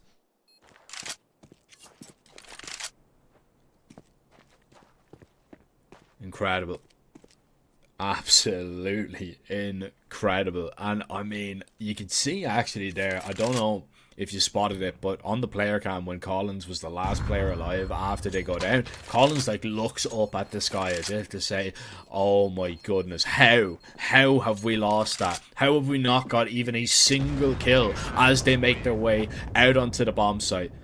And I can tell you why, because NEMIGA are crisp, man. They are absolutely insane. I mean, this is a ridiculous shot to start things off. Vladen with a double and you're thinking, alright, they're in a really good spot. But look at this from Xanter, and they just continue to run them down. Vladen was already low. There's just nothing you can do. Absolutely nothing you can do. When NEMIGA are on, they're on, and they are very difficult to stop. An 8-2 lead. Partizan, yes, they've got another buy, but there's no luxury of an AWP. And NEMIGA, oh, they're going to go for a little bit of a B pop. They're going straight into it. No presence anywhere else on the map. And Partizan, they're not playing in that B bomb site right now. This is a big problem. This hit is happening, and it's only Emmy. And he just has to respect it as well. Like, he knows he can't play through the smoke, so he's just going to have to cower behind it. Nades coming in. This deep CT smoke is so restricting as well. Even though they try to do nade into it, they get nothing out but just a spam back. Xanter will fall, but he's already done his work. And this is going from bad to worse. 9-2 for NEMIGA. They have yet to win a single game in the YaLLa Spring round robin group stage. Playoffs is still possible if they win the next 2, and round difference could matter. So winning this one 13-2 could be very helpful. And for Partizan, this is a low after quite a big high this morning.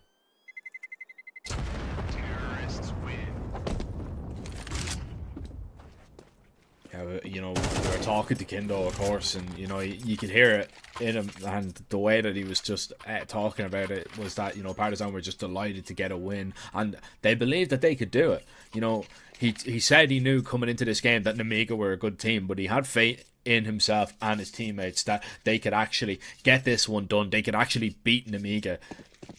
Unfortunately for them, NEMIGA had other plans, and this is why, you know, I was so worried going into this game for Partizan's chances. NEMIGA, they just look on today. Every call has been nice. The shots they have been hitting have been excellent. And oh, look at that. Emmy out in the open, blinded by a flashbang. He's simply nowhere to go. And it's simple, small mistakes like that that NEMIGA are going to be able to capitalize on. Kindo mollied out of position. Khan has his number. And Collins left with it all to do to defend this bomb site. He collects the first with ease and actually backs away through the smoke. Rotations are arriving. But are they going to be able to do anything? Because NEMIGA, they can already get this bomb plant down. Vladen is going to get caught over towards this A bomb site here, surely. Risky Bob waiting to play.